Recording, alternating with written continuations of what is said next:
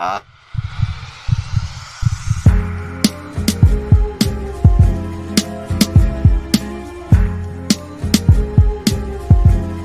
I wanna eat some string beans.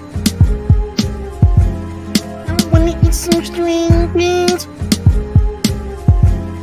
I wanna eat some string beans.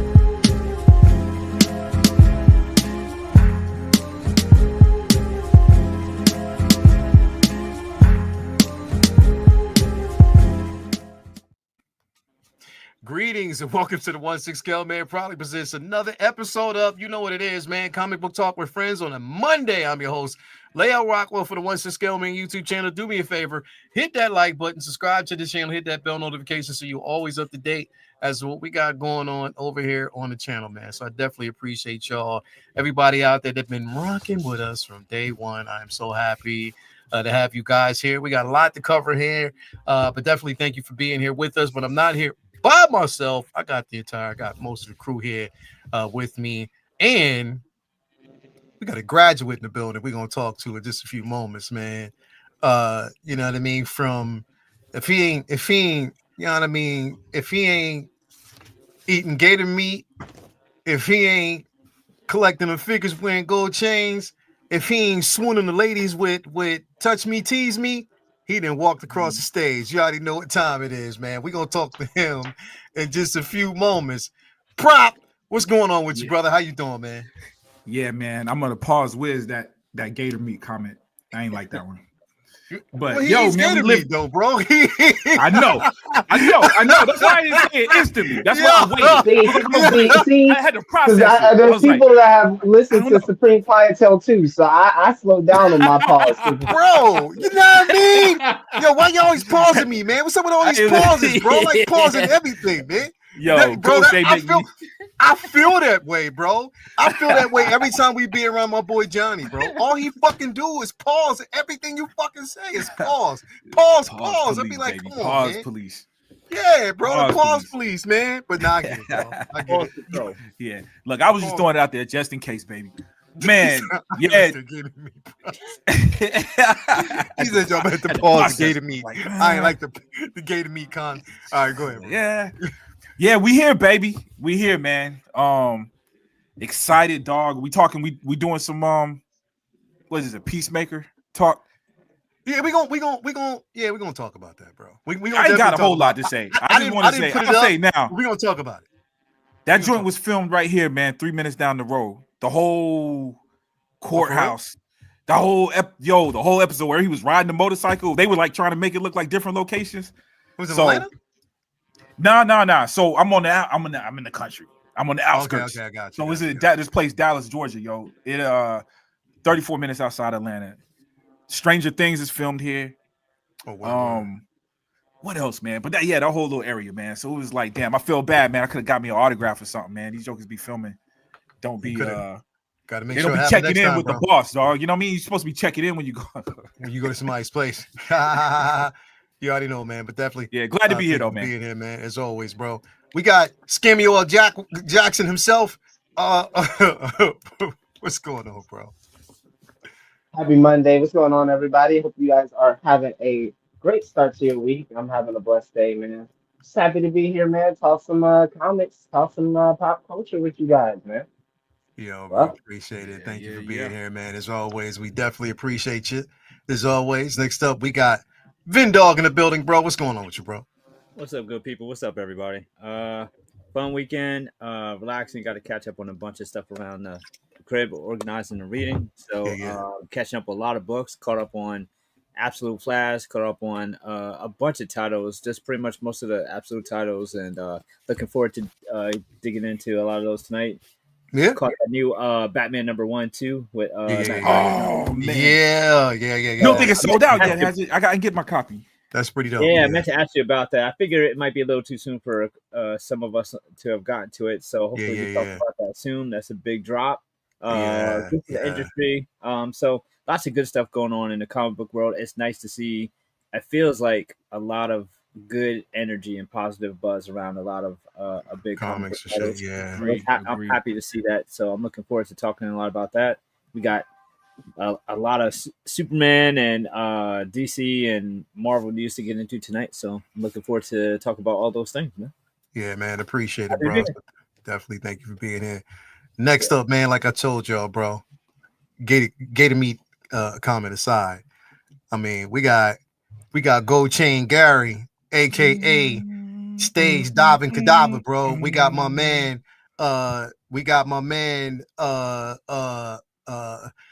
Lexington Larry. We got my man Jerry Curl Dream. We got my man who else we got, man? We got Leo. Yeah. You gotta change the name of the show tonight. My Grad Monday. My Grad Monday. We got my Grad Monday in the building. You already know it is. You know it is.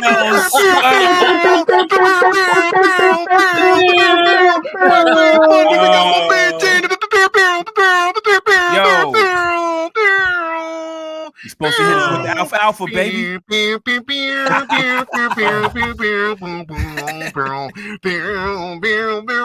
you go, bro. What's up with you, man? Congratulations to my man, the graduate that walked the stage. That's what I'm talking about. He about to celebrate the night with some cheeks.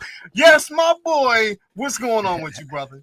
I'm so happy I made it, bro. I thought I missed the show by like 45 minutes at least. I'm like, oh my God, I'm ready to get home. But I'm glad to be home, man. It was a blessing to walk in front of the family. It was cool. This is only, I think, the second time I graduated where I had like family in the audience, bro. So it was awesome, man. It was awesome. Big Reds. Thanks, my boy. But I'm happy to be here, man. Master's in computer engineering. I got it done. Word. 4.2. I don't know how the hell I kept that GPA, but 4.2. That's what's up. Bro, I wasn't even expecting you to be here tonight, period. Bro, I ain't either because we had to go all the way down to the Kia Center. That's where the freaking Magic play. Okay. So we were downtown Orlando. You feel me? So I'm like, man, I don't think I'm gonna make it there. I know they started at like 9:30. Yeah. Nah, bro. So, hey, yo, I be calling them, man.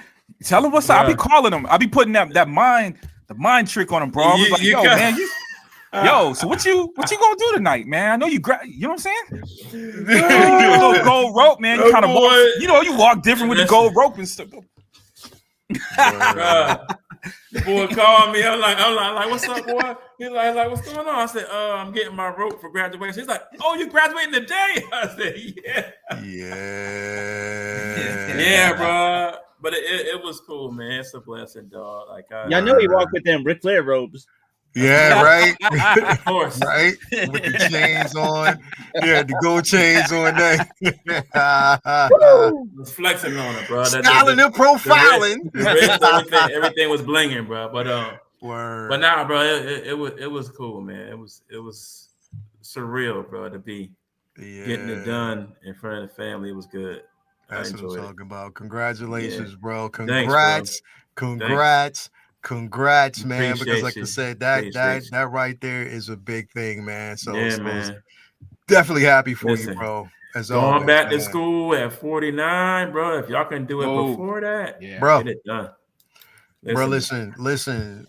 I know how it feels, bro. Definitely know how it feels. I mean, I went back, stepped away. I went to Georgia Tech, left Georgia Tech for about 2 years. And re-enlisted at Morgan State University, bro. Oh, big man, MU. Yeah, MU. You already know, bro. Morgan State University. That's where I got my degree in musical engineering. Nice. You know what I mean? And then when I wanted to finish up for like my my bachelor's, whatever, went to Hack, and then from Hack, which is our local college around here, left there, and then I got my hours because with music and engineering, you have to get your hours right as well. Oh, studio hours and stuff like that. And I got all my. So what the crazy part about it, bro? I was working at 301 Studios in Sydney, Australia, and I didn't know that studio hours even counted towards me working my own prop. Did you know that? That when you get studio hours, your studio hours count if you're even working on your own project. So if you're in the studio and you are registering time on your own project, if you're using their equipment, I was working on my own projects, albums. If I'm working on other people's stuff, great. But I was lit, bro. The studio there, because it was my job, bro. I was there almost 24 hours. Oh yeah, I can't imagine. And it was just so much fun just doing that I didn't realize that I was clocking hours. So when I came back, they were like, well, so how many hours did you complete?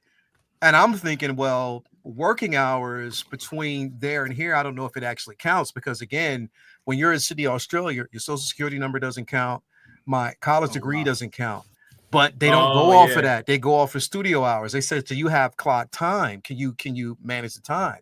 So I was like, well, yeah, I got clock time. So I, called up 301. They gave me the clock time that I basically had there.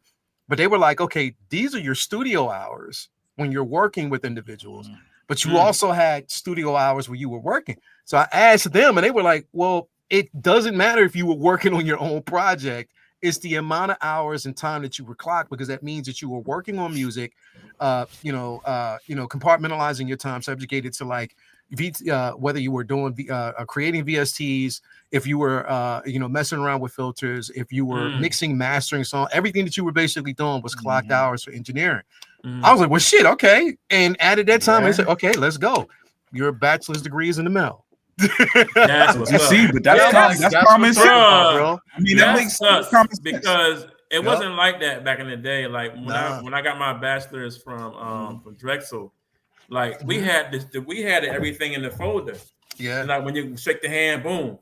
Yeah, bro, I still gotta wait for my diploma to come in the mail, dog. Yeah, I don't like that. That's bro, and that's the thing. It's not like it's printed and they send it, like that's just the way it is for me. I had to wait for my shit to come.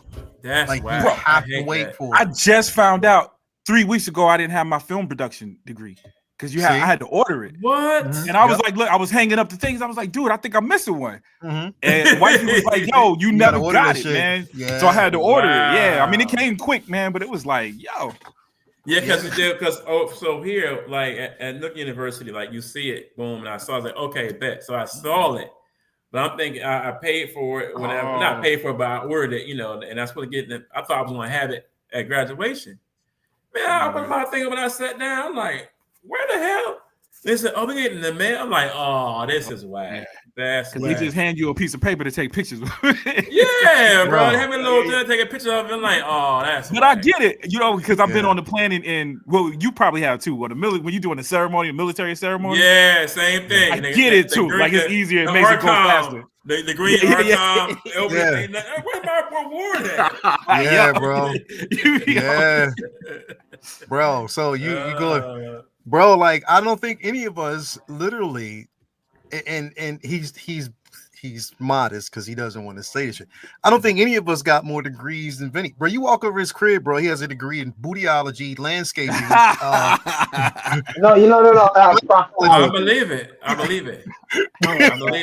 Comic book he talks like an evil genius, man. He talks smart. He talks like he's smart. Yeah. Gynecologist. I didn't even know he was GYN, OBGYN. I'm like, yeah, bro. Vinny start talking. He start doing this. Bro, we got problems coming. Yeah, bro. Yeah, man. Booty doctor, man. I ain't never heard of this shit. Yeah. Booty doctor. Really dedicated to his craft, We all know, Vinny. What's that? The crosswords between anatomy, biology. We all know. Yeah, bro. Straight up. Yo, thanks everybody, bro, in the chat. I appreciate y'all. Love y'all. Yeah. That's perfect. That's Vinny. I'm still convinced he's a real practitioner. Yo.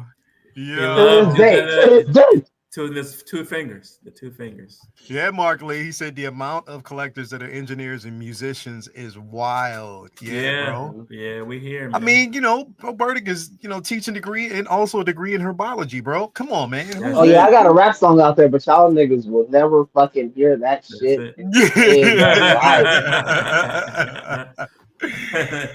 Definitely, man. Appreciate it, bro. Speaking of which, everybody out there, if you don't already know now, it is up on every platform right now. Crust Groove is out on every platform. You can actually go ahead, log on, get that while you can. That you can actually find it. Is crazy.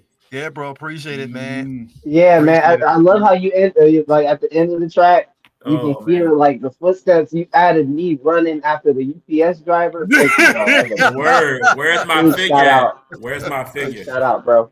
Big Where's shout Yo, my out. figure? yo, definitely, man. On every platform, you can get it on.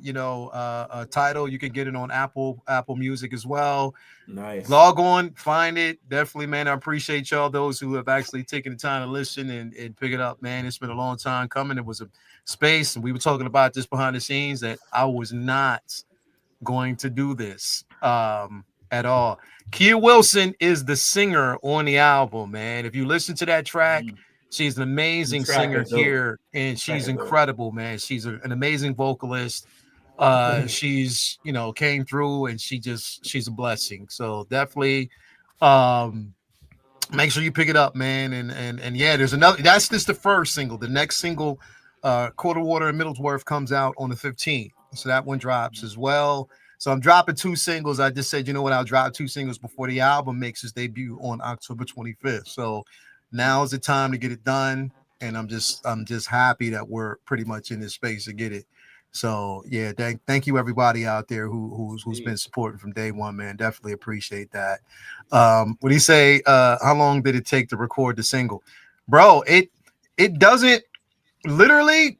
It took us probably an hour and a half to record it because the thing is, it was already written, it was already produced. You know what I mean? Just go in and I drop the lyrics, she drops the chorus, have my boy Derek come in on the licks. I'd already produced the track and brought it, and that was it. You know what I mean? Definitely, it was just, but it was the here's the thing. From a musical standpoint and from a musician, we have to kind of take ourselves out of what it is that we want to hear, Yeah. if that makes any sense. It Like does. we got to step away from what it is that we would want to hear and what we think would be the track on the album that people would migrate to. Because if you would have left it up to me, this wouldn't have been the first single. It would have been another song. But this particular song was one that caught the most vibes when people heard it. And they were like, yo, come on, man, stop. You got to drop that track first. You have to drop that one first. I was like, all right, we'll do it. It makes the most sense, so we'll do it. But it again, it's the same scenario. Biggie with Juicy, how he wasn't gonna drop that joint first.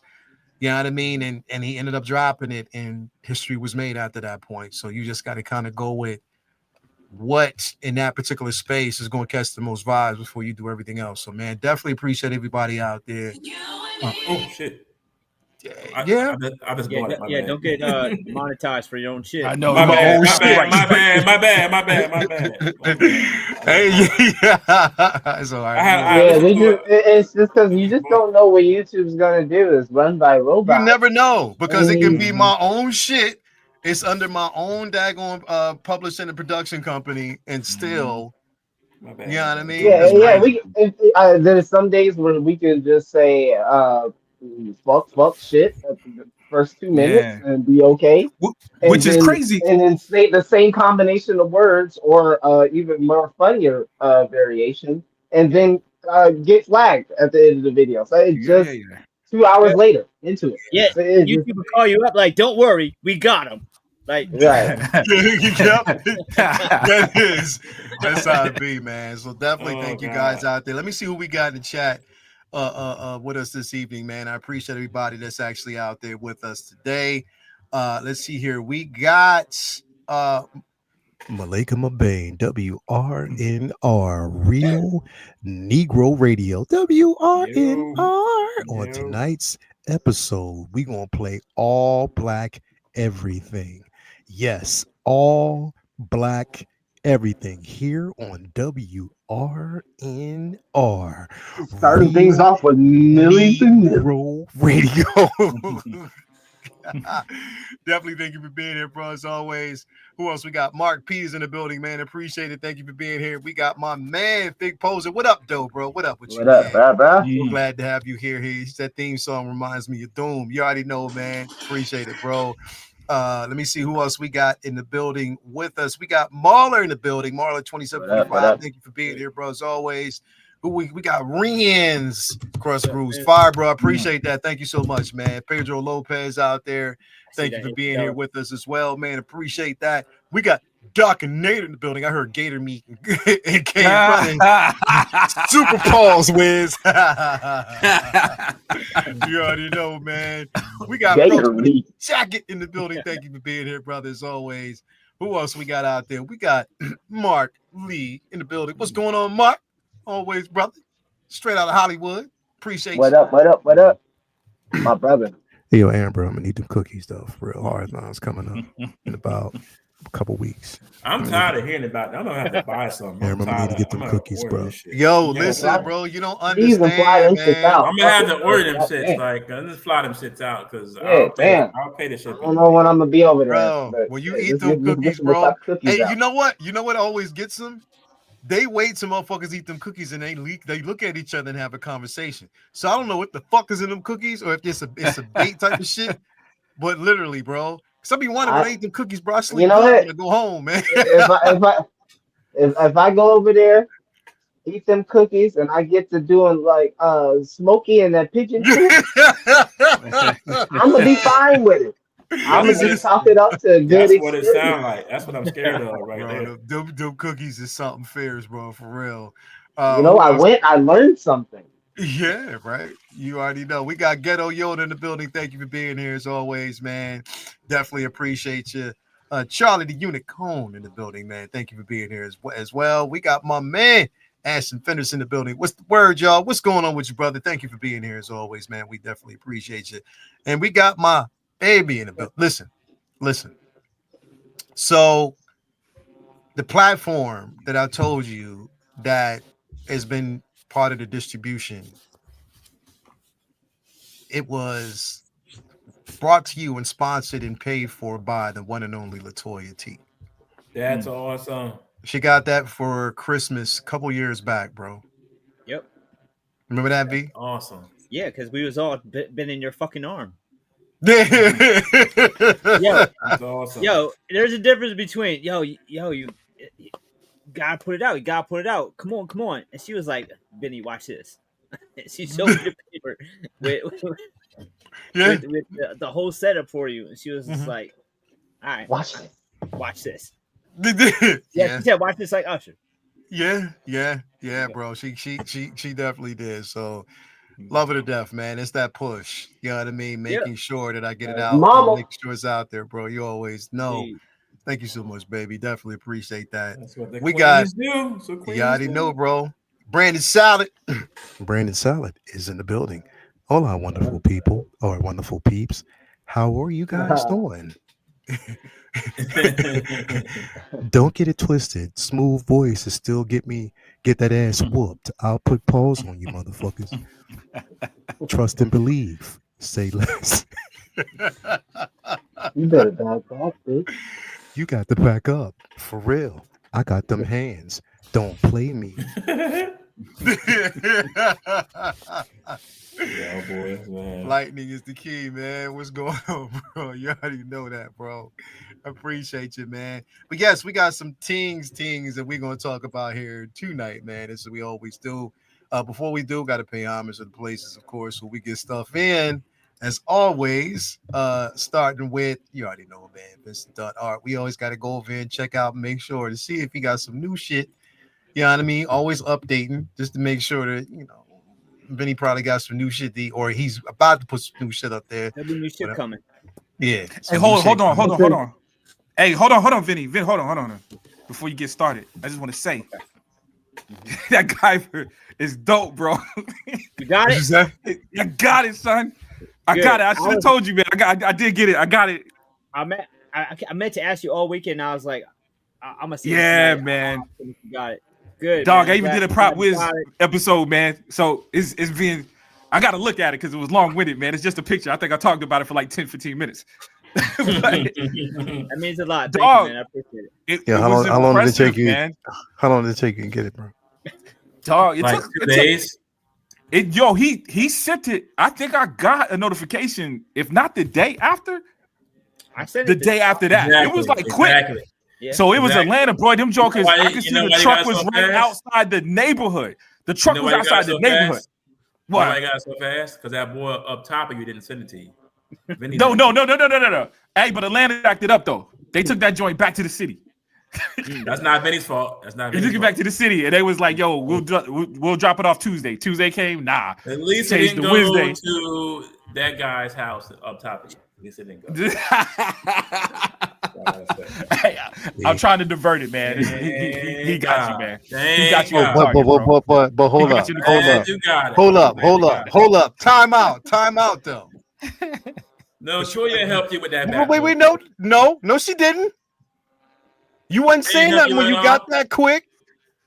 Oh, you know why though, right? Because it took you 2 years to send me a picture, so I was nervous about that. But I got it fast. You know what? It was the honeymoon stage, Jay. Because I remember you being happy when you got it. You got it. He was happy when he got it. It's like wore off. Now he's like, man. When I got that, yeah, of course, right. But hold up, prop. But my picture, he got it brand new in the box, never even opened, bro. Listen. In the box. And that was because of Toya T. See, you don't never want to give me my props, bro. Thank you. Some bullshit. I do, bro. No, you don't. That's the only thing I get on you about is that picture because it took you like 3 years to send it to me. No, it didn't, bro. It didn't take me 3 years. 2 years. I'm sorry. 2 years. I'm sorry. 2. My bad. It was 2 years. This is an ongoing saga. This is issue 15. 2 years. Return back to this stream. Issue 16. I'll wrap this up. Wrap it up. Buy two, get one free at all times. All kinds of genres on there, so feel free to peruse. You got Star Wars, Marvel, DC, Lord of the Rings, etc. All types of different types of art on there, from vinyls, glass art, book page art, etc. So there's something for everybody on there. If there's not something that you see, feel free to hit me up. Work out a commission. I got you covered. Thank you much. Fire. And yeah, man, Christmas is coming. Get some stuff for your people's art. Oh yeah, that's true. People's walls need some art, not Hobby Lobby, Michael's, Walmart art. Get some art from the artist. That boy said Hobby Lobby and Michael. No Hobby Lobby. Hobby Lobby, Walmart, and they about to start using AI stuff. You thought that was lazy? Yep. Oh boy. Yeah, you can tell it's about to go there. Yeah, it's about to go there. Hey, you know what? I wonder. Y'all hear about the Comic-Con? I saw someone posted the Comic-Con here. What was the Comic? It was the Dragon Con. It was Dragon Con. And dude, they ran some dude out of here. I've being somebody who takes traditional art very seriously and takes artists very seriously. I kind of sometimes is critical of digital artists, but one thing that pretty much everybody who is an artist in any artist alley across the country, AI art is not cool, and it's not even it's not even really artists. It's just basically put in a prompt or something, print it out, and just stealing from other artists who the algorithm steals from all other types of artists on the internet. Oh yeah. Bro. And it's one thing. They ran them out. Most cons have a policy for no AI art. And this dude had a booth full. What was it? It was a female. AI art. It was a female, but it was a female. Okay. They had a booth. It was so the problem wasn't just AI, because I don't know if they had that. What it was is she misrepresented. So they probably didn't like her because it was AI, but she does draw. So she presented that this is the artwork, this is what I'm going to be displaying. And when she got there, she ended up having more of the other stuff. You know what I'm saying? And she did say that it was because she didn't have enough time to submission forms that we get when we get tables. Almost all of them always say no AI art allowed. Word. Yeah. So there's a lot of Dragon Con definitely would have had that. Yeah, a lot of people happy. A lot of artists happy that a con actually, stood up for artists and got rid of them, because there have been shows where I've heard of people upset that AI artists got allowed to stay and sell, and no one kicked them out or anything, even though there's a no AI art policy, because sometimes the showrunner wants that money anyway and wants as much money as possible, and they don't enforce it. So to have them get booted out is beautiful. And then they double down, like in in their chats in the comments, like when they were getting roasted online, they were like, "Fuck y'all, got your money anyway," and like not even being apologetic about it or. They say that for real, bro. Yeah, they were just like, "Fuck y'all." So what? Which is wow. So hopefully, you saw Warner Brothers art that I enjoy, bro. That I think is still out there to enjoy is the 3D printed stuff, man. Because I still do my GI Joe shit. So that one scale, I love that shit. But other than that, like drawing, the fake drawing is wild, and that's wild. Bro, y'all don't get it. Y'all don't get that shit. Go to a con, bro. Go to. I haven't been to one. No. Listen, Jay, you'll get it though. Go to a con with Vinny, right? Go to Artist Alley, right? And you might look at a whole bunch of artists, right? That just have, legitimate artists, right? Get to that one table where it's digital art. Like, get to that one table, right? Where everybody's like, ooh, but now listen. It'd be a whole crowd of people looking at it, right? And they'd be like, ooh, you could be like the whole way down Artist Alley. Vinny's excited. Like he's going to different artists. He's talking to them. You'll hear the infamous, "I'm a fan of your work." That's where they came from, Artist Alley. You'll be walking through, just going down the aisle and all that, right? You'll get up to a digital artist, and it's a crowd of people ooh and ah looking at me like, "That's dope." And I'm like, I don't hear Vinny. I can't hear Vinny anywhere, bro. And then you turn around, and Vinny's sitting behind you. Bro, he's sitting behind you with his backpack, and he's mean mugging, wiping his face like, "Yo, son." I'm telling you, one of these days,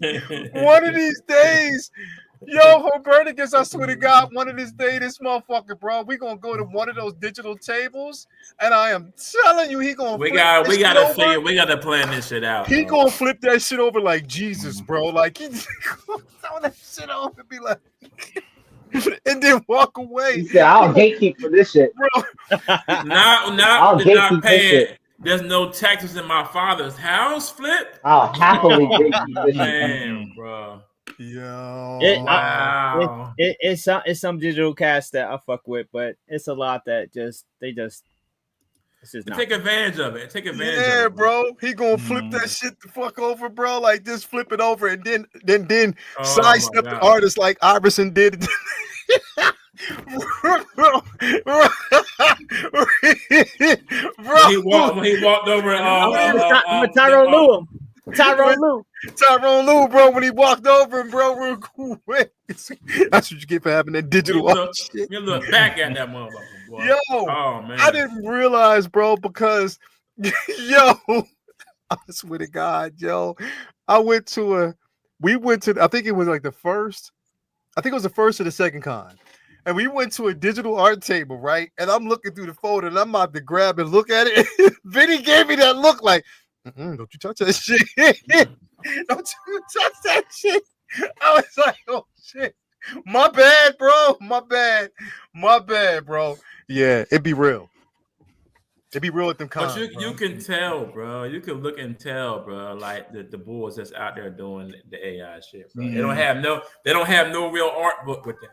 Yeah. No, it don't even be that. Yo, they don't have no father art boys, but they all the real art boys that's drawing their shit. You'll see them fucking drawing. You recognize the style too, man. When they be doing that digital art, it'd be all over the place. It'd be like this photo be super detailed and this one be light work. You feel me? Yeah. It's you know what it is. It's like if it's a digital artist that could draw, you will see their style in the digital art. Digital art that can't draw.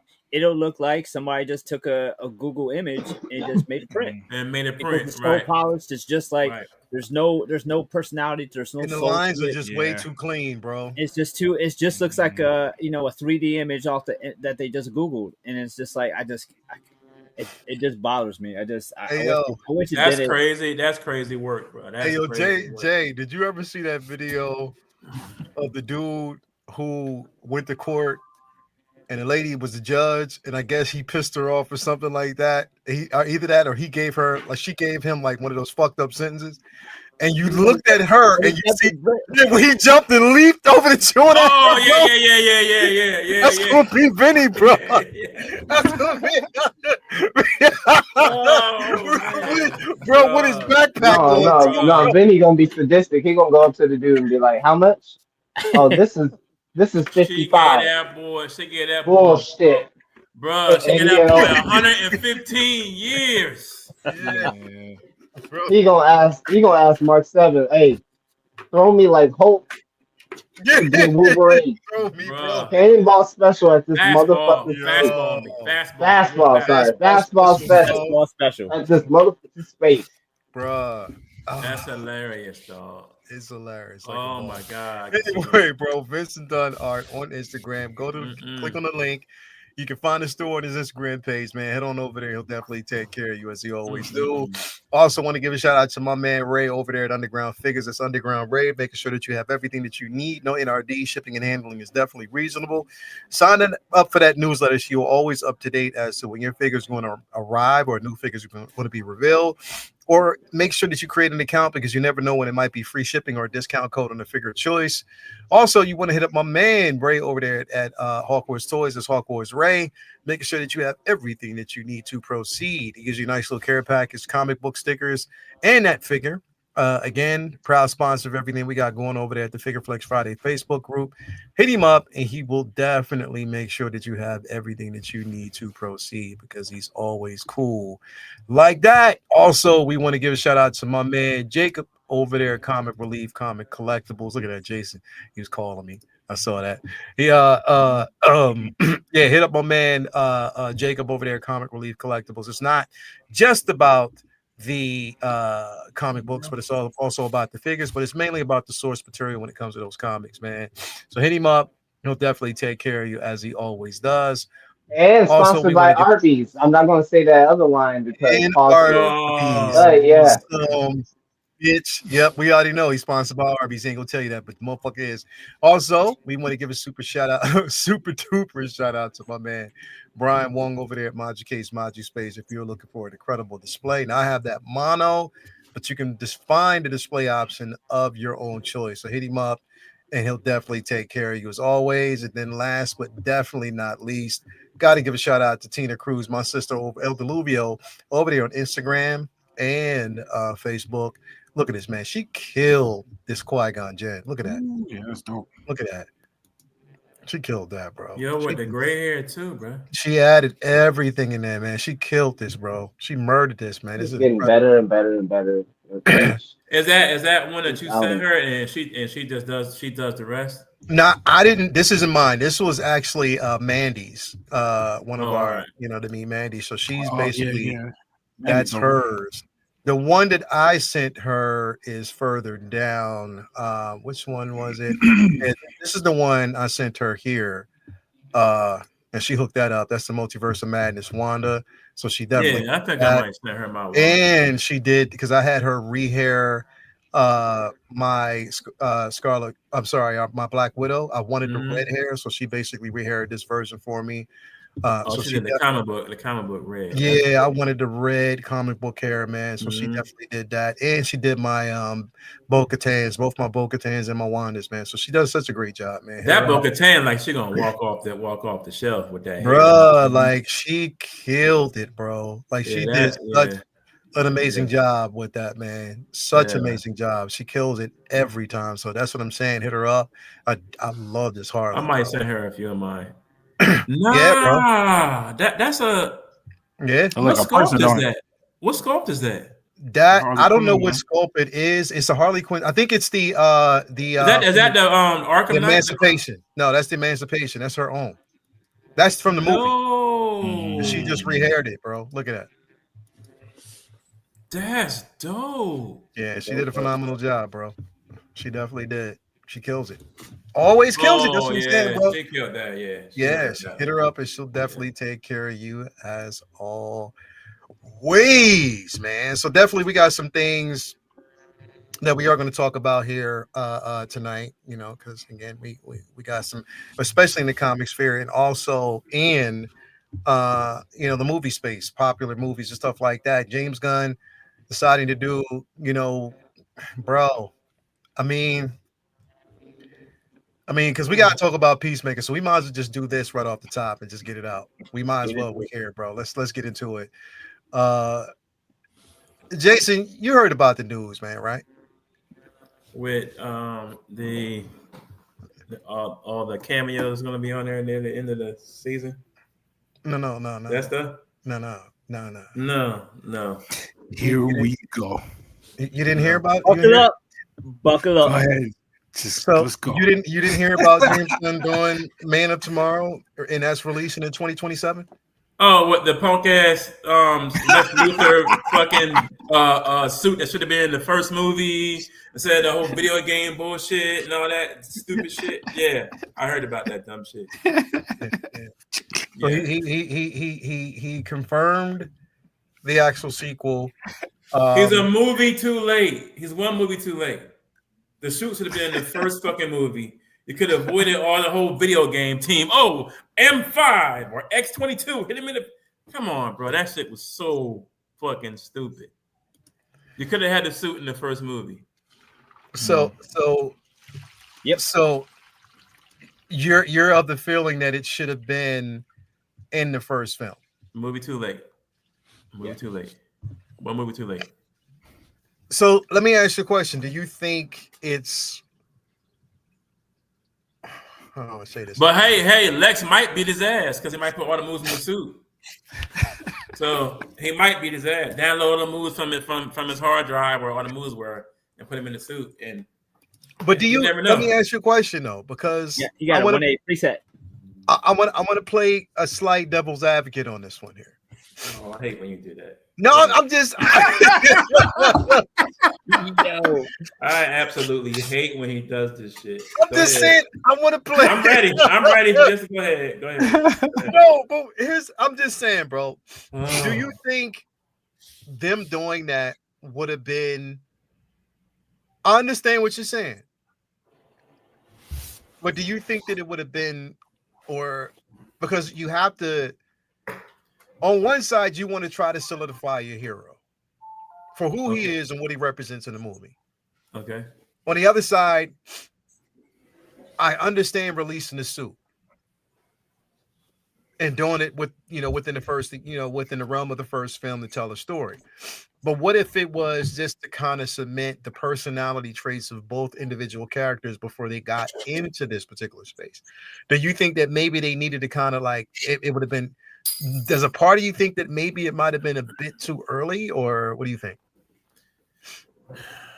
I think that he is a movie too late. He should have introduced all this stuff. It almost sound like he changed his mind. No. No, he's gonna stick with it. This stupid ass suit should have been in the first movie. Instead of having the fucking, what was that suit? The Tragovia, whatever that bullshit was that the clone was wearing. You should have had this, or maybe even Brainiac or something. I don't know. Well, Brainiac should have been in part 2. I'm tripping. Mm-hmm. Yeah, but Brainiac is too early. For part 2. It's too early for Brainiac. Part 2. But this suit should have been in part 1.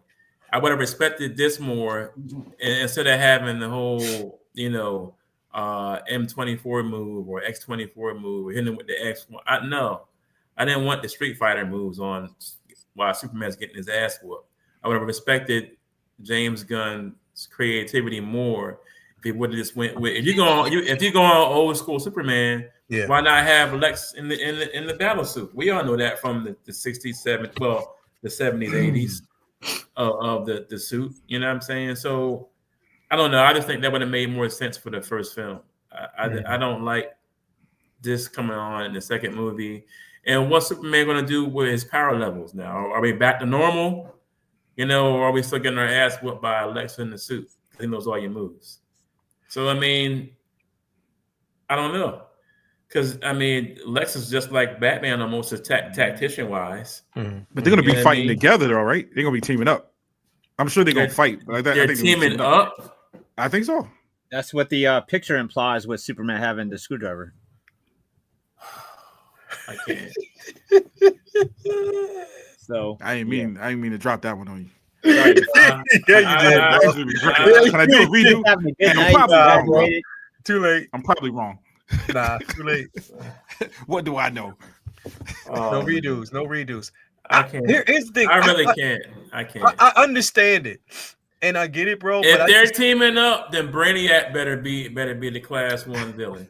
If that's the case, I agree. I agree. Just, if that's the case, yeah. So okay, and you got a lot of people basically agreeing because that's what I thought. Honestly, I thought that they would do with the suit that we saw. I thought that they would. He would be the one, and actually, to be quite honest, when we saw the suit, I thought that it was him that was in it. You know what I mean? But then to see that it was Ultraman, I was like, but it didn't have none of the color. That's what threw me off. Because in the beginning, I thought it was Lex. But then I saw it wasn't purple and purple and green. Like, no, it's not Lex. It's some jackass in the Iron Man suit. You know, and you find out it's the clone. I just, okay. I'm not feeling it already. I'm not. Hey Jay, let me ask you a question. You gonna watch it 5 times, bro? If I almost said my little my plug. people. I almost put my plug out the way. He's gonna put some plug out. If I get it early, I'll watch it a few times and be disgusted, and we'll talk about it. Okay. Prop. Your thoughts. Your thoughts on this, man, about them, you know, again, we're talking about as a lover of the first movie. Oh my God. This guy is so back and forth. Jesus. I'll give you a little something. I'll give you a little something. You're on a seesaw about this movie. I enjoyed the movie, but I'll tell you this. One day I'll tell you this. One day the last conversation we had, we had a conversation off air. Oh my God. I'm not delusional about this movie. You know what I'm saying? I'm not delusional, especially after I hear everything. I trust y'all. So when y'all say it, it's like, but you hate Fantastic I don't think y'all. Four. I didn't like Fantastic Four either. But unbelievable. But I might if I watch it again. Versus the color grading in Superman. I don't know. Watching it on TV wasn't the same. But man, I don't know, dude. I like James Gunn movies, bro. I like James Gunn's movies, man. So I want to see. And say Superman depower and get his ass whooped. That's what you like to say. Yeah. So I like James Gunn movies, man. So I'm really looking for. Listen. No. I pray, and I feel like I've said this on record before. I hope, just for the sake of not hearing every brother.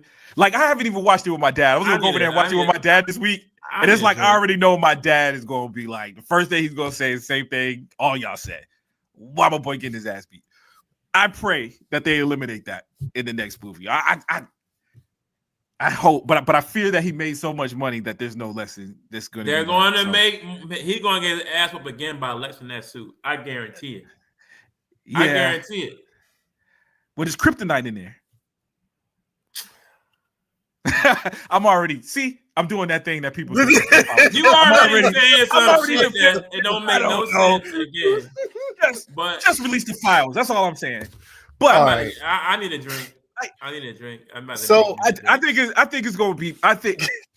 Dude, you know what? I'm hesitating because it's gonna sound the same. This is with everything. I thought Superman was entertaining. I've got to see what's next. I got to see Clayface. Mm-hmm. I need more. Superman did not. We just talked about it. It didn't do it completely, yo. You know what I mean? It didn't bring it back. It was just not a failure to me. I need to see more. I need to see more of this world. Hey, numbers don't lie. It definitely hasn't been a failure, bro. Like, they're making money hand over fist on this movie. So, yeah. Hey, just today, I have my Superman shirt on today. This real old white guy walked by me and pointed at my shirt and was like, "That's what I'm talking about.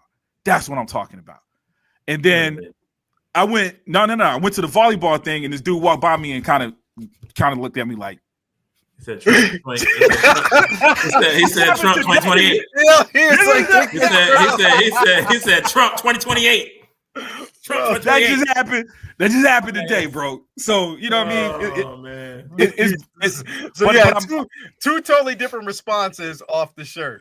Off the shirt, dog. So, dude, I just said, I love Super making his ass whoop. So the first dude went from "I'm a fan of your work" to "Did you And I couldn't stereotype him. The reason why I described him as an old white, because I'm telling you, both of the guys look the same. Like if I was stereotyping, I would have put him in the same category. And it was two different reactions. But dude, I just really hope. I'm excited about dude's excitement. Like the fact that he went and wrote something else. He just directed Peacemaker. I feel like at least bag of shit. I know for people that like, I get it. For y'all that don't like it, I get it. But for me, it's like he's got vision. Trash. I just need to see more of this James Gunn world. I need to see more to know if it's okay, because I don't mind. Batman is the one thing you can't mess up. All of y'all complaints about Superman, or anybody complaining about Superman being goofy or James Gunn, that's Batman for me. Superman, you can get away with saving squirrels. Batman's got to be dope, bro. Especially when you got the Matt Reeves out here every time putting that dark work in. He whistled for the dog. Yeah. Crypto. Oh man, you know crypto is man. You're just. Go ahead. What was you gonna say, Prop? I don't know, man. I feel like I should take back his gold. I feel like there should be some kind of punishment for this kind of meanness on the day when you should just be happy.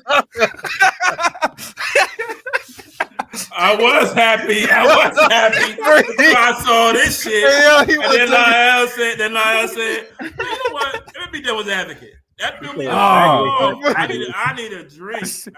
Hey, you know what? Hey, this is the truth. Hey, Jedi Kid could back me up. He called me when I talked to him today. He was like, yo, Wiz, what are we talking about today? What's the thumbnail? He didn't have access. Look at the thumbnail. You know, I went on Instagram, right? I went on Leo's page. If I would have saw this from the gate, I'd have been I didn't tell. Hey, Leo, I didn't tell him. I saw what it was. I saw James Gunn, and I didn't say nothing. And he kind of just talked. We just kept talking. I was like, yo, dodge the bullet until tonight. But I tagged him in it, though, bro. No, I didn't. I was getting ready. I went home and shit. I didn't see it. Okay. Ghetto Yoda. And I Ghetto Yoda talking about gonna recreate Adam West Batman. I agree. That Batman gonna be goofy as shit.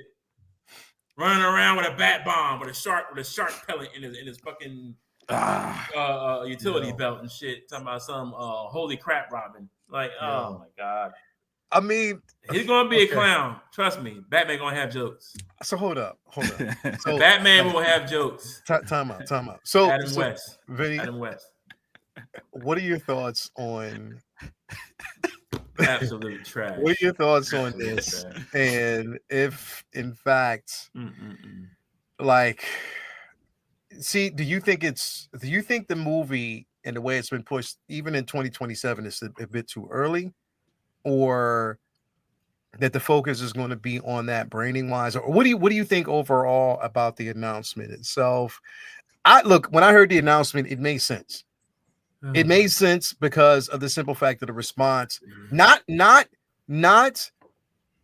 I have my feelings about the film. We already know that, but it made sense because despite how people may feel about it, it's still making some money. Like, it's still making money. It's still, it is. But here's the thing, bro. It's making money in the sense of, okay, now it's depending on your level of success. That's what it depends on. It's making money. It's hit VOD, but it's still in the theaters right now. So they're doing both. But my question is the only thing that I actually have a bit of trepidation and fear about, honestly, is Supergirl, because I didn't like that interpretation of Supergirl at the end of the movie so far. Bitch. I just have to see it. But what do you think about this?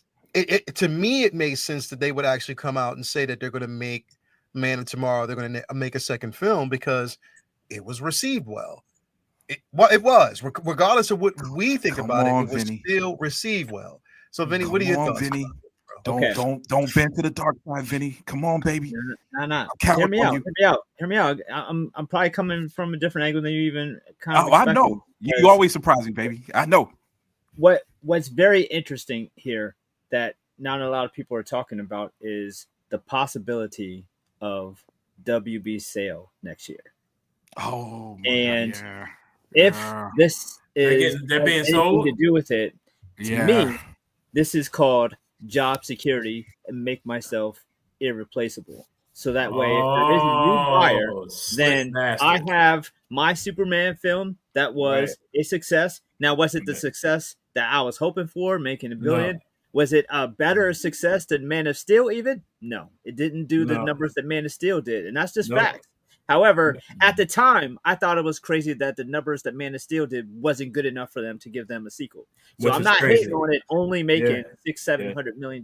That should Yeah. be good enough for even a $400 or $500 million. Yeah, yeah. movie. Right.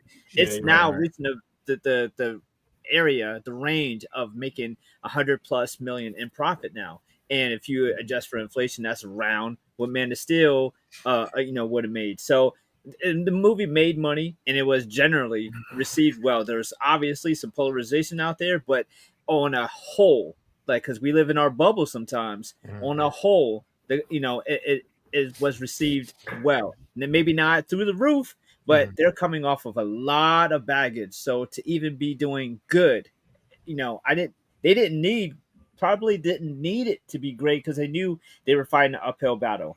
However, That's there true. is a very big possibility of WB sale coming. There's going to be a distribution Yeah. of the brands with different IPs. There's going to be splitting up. They're going to be moving Discovery around. They're going to be doing this, that, and the third. And there might be a whole new buyer that's going to oversee these films, the streaming services and the movies.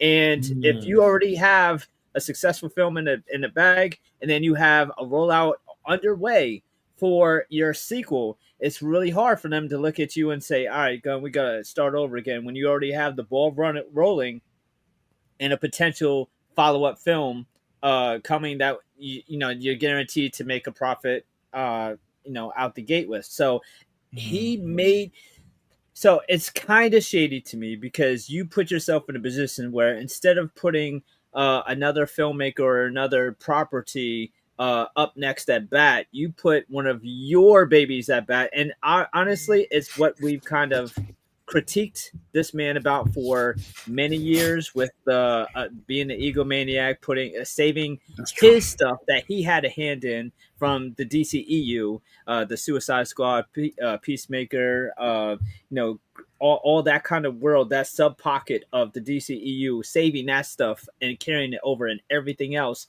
getting recast and starting over. And then now we're seeing him pushing not just the next Trinity member, not next the next big big film.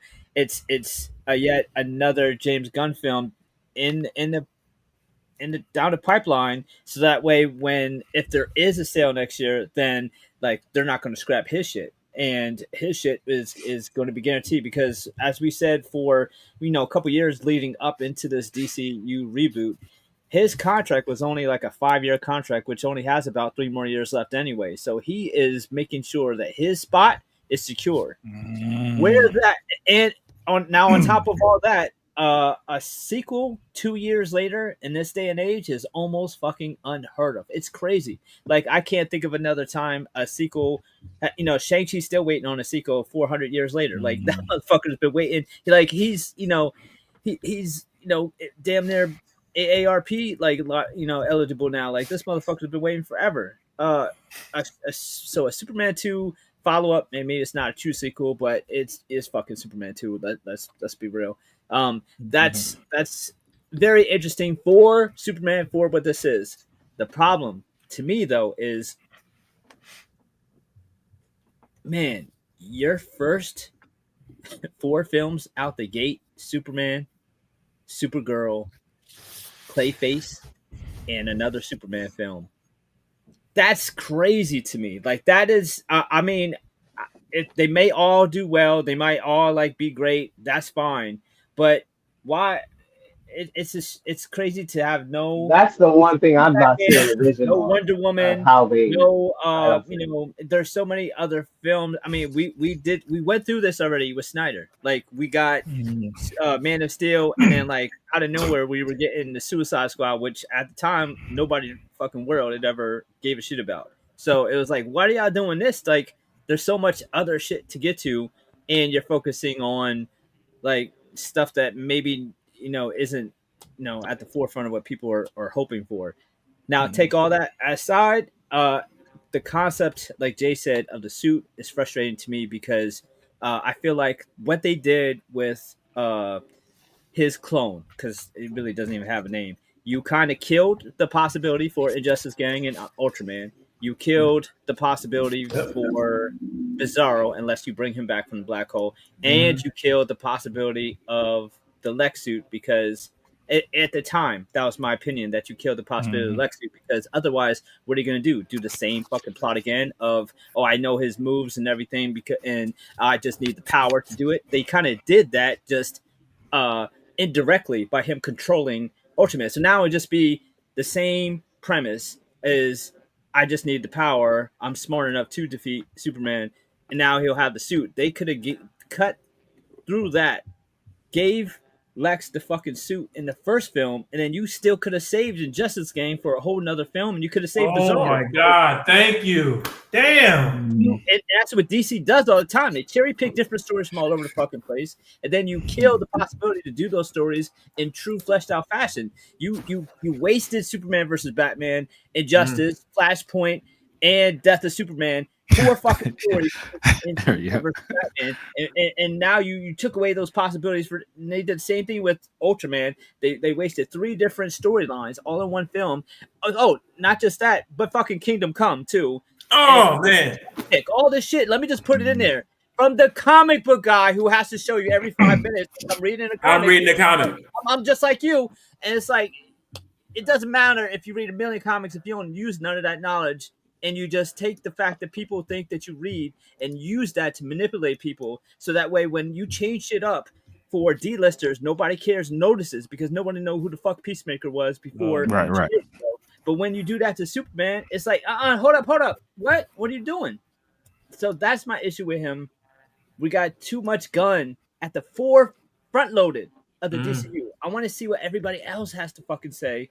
You're supposed to be the boss. Not just doing all the shit too. Like I want to see what their Batman is. I want to see what their Wonder Woman is. I want to see what their, all the other characters. I want to see their Gleason. Like they got these other TV shows and projects, yes, but you're front loading the universe with your shit. Yeah, exactly. Always gun. And I get it. That's great. People like him. I get that he's successful at what he does, but I wish he would I just disagree with the strategy because it seems very self-serving. I hope nobody else make a video with a chef hat on and a chef suit because you're cooking. Nah, I think he's got to put him on Lex, right? He cooking, bro. He cooking. He got to put him on Lex. Everything he said is all my frustration. Everything. I know he said it better than you. Everything better than me, bro. Everything he said. Everything he said. Man. You know what? I get it. And I get every scenario, what everybody's saying. I think where I'm sitting at this particular moment is just how the success of one franchise means the possible success of the other or push for the other. Right. And I don't want to live in a space where I'm wishing one franchise. I don't want to sit in a space where I'm wanting, a franchise to fail because of the simple fact that I don't think I'm getting what it is that I want from it, if that makes any sense, because I don't want to be selfish. I don't want to be that selfish person because anything that I may not like about this film, obviously there's other people who do. There's newbies and, your casual followers and casual comic book readers and individuals who are just starting out who look at this and say they love it and they love. I think the biggest transition with this film and going forward with any now, again, we know what we want from Batman, but again, hopefully that the creativity and the creative influences comes from the creatives, the director and the writer who's doing it, and that Gunn actually lets them do it. But you have to understand his influence, regardless if you want it or not, is going to be in this movie. It is. There's going to be a blueprint and a guideline as to where he wants it to go, because it also has to attach itself to any of the following films or anything else. So we know that right there, we're conscious of, and we know it's going to happen. But I don't want to sit in a space where I, am griping about something that because it's not my vision. I want it to fail. There's certain things from Marvel and again, choices that they have continuously made throughout the years, even with the Infinity War saga, that I didn't like, but I still wanted them to succeed because I think that both DC and right now Marvel needs a fucking win. They do, because as a whole, I hate when motherfuckers are talking about fatigue. I hate when you have a Martin Scorsese motherfucker who wants to just tear it down just because it's a big budgeted film and a film that he spent like almost $1 billion to make, didn't succeed because you put that shit on Netflix. Like I come on, man. Like, well, he's been hating since the genre kicked off. I know since genre film basically kicked off, he's been hating it. But I just want the success of both franchises. And I want to try to give it at least a chance to see where it would flourish and where it would actually be. Because the more we get from that, the more, and here's the thing, is like transparency is a must. We motherfuckers need to talk to him, but also James Gunn needs to listen at times. Yeah, he needs to understand that it's not you holding up a comic book to a screen, you taking pictures of it. It's not as convincing as how it translates on film. Yeah, and what we actually see from you on film, because you don't have to remind us that you're the director, the writer, or the CEO of. No, you don't. We know who you are, what you're capable of. Let that translate without you basically telling us. And also give your artists, your actors, give them a chance to really talk about it and shine in that particular space, because it makes more sense. But again, I have to see where this goes. And we have so many other films. Here's my most anticipated right now is Lanterns. I want to see how that's just going to work. I'm excited for Lanterns. But you know what? When you were saying about being selfish, I had to take myself out that space so many times, bro. Yeah, I get it. It's hard because, like I said, Superman, the character itself, is so personal to me. From what I grew up with and what I read in the comics, I just did not want this version of him to be the blueprint. You know what I mean? From the movies to the comics or whatever, like the power levels go down, oh, he's more human, blah, blah, blah, blah. I just didn't want that to be the blueprint. So I kept teeter-tottering. Yeah. Or like I was telling Pop earlier, the seesaw with me about, wanting to fail and then not wanting to be the blueprint for Superman. I had to pull myself out of that and not be selfish to others that share the particular passion for the character like myself. So that's tough. But man. You have a right to feel what you feel, though. That's not taken yeah. away from how you feel, and no one has the right to try to change your opinion if that's how you fucking feel, because you are just as passionate. I think one of the biggest things that made this film, I think, a bit more successful as far as the watchability and people gravitating to the character itself was it wasn't a brooding, darker version of that character. And because it felt more fun, that's why people basically attached themselves to it. And he knew that. He knew exactly what he was doing in that particular space. If we would have got as opposed to what we got from, even though I thought Man of Steel was dope, there was darker moments in that. There were a lot of dark moments, a lot of darker tones, and how they were even setting him up.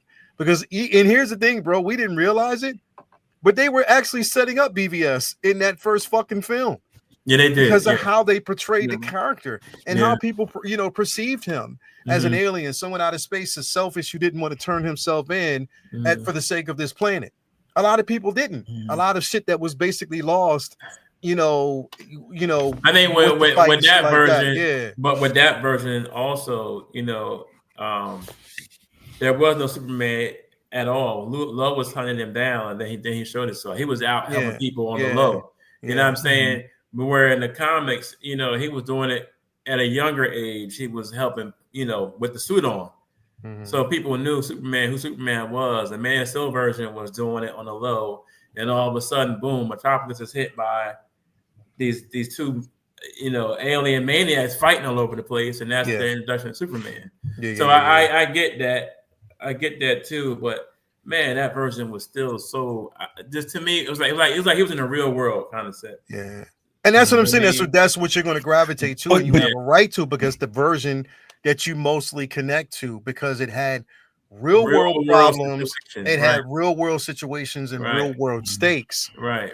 And regardless of how he was fighting and getting his ass whooped in certain aspects of it, he was still getting back up and getting his lick back. Yeah. That's we see that aspect, but then in this, it's exposition in the very beginning where you're explaining to us 3 years ago he did this, 3 weeks ago he did this, but 3 hours ago. Personally, I never had a problem with that because every time when I was a kid and I turned on a Superman cartoon, this nigga always getting his ass beat.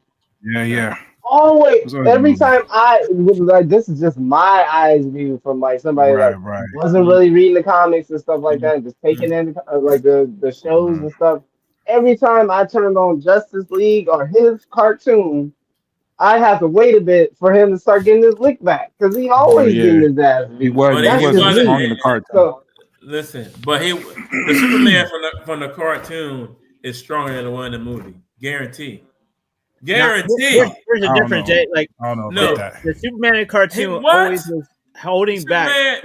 Hope was holding back all the time. Exactly. Because he was feeling them out and he didn't want to hurt nobody. Right. But when he was ready to fuck him up and it was time to get serious, he would fuck him up. Especially when he trashed Darkseid. This one is even in the finale, in the climactic scene of him finally, all right, enough is enough. He calls Crypto to help.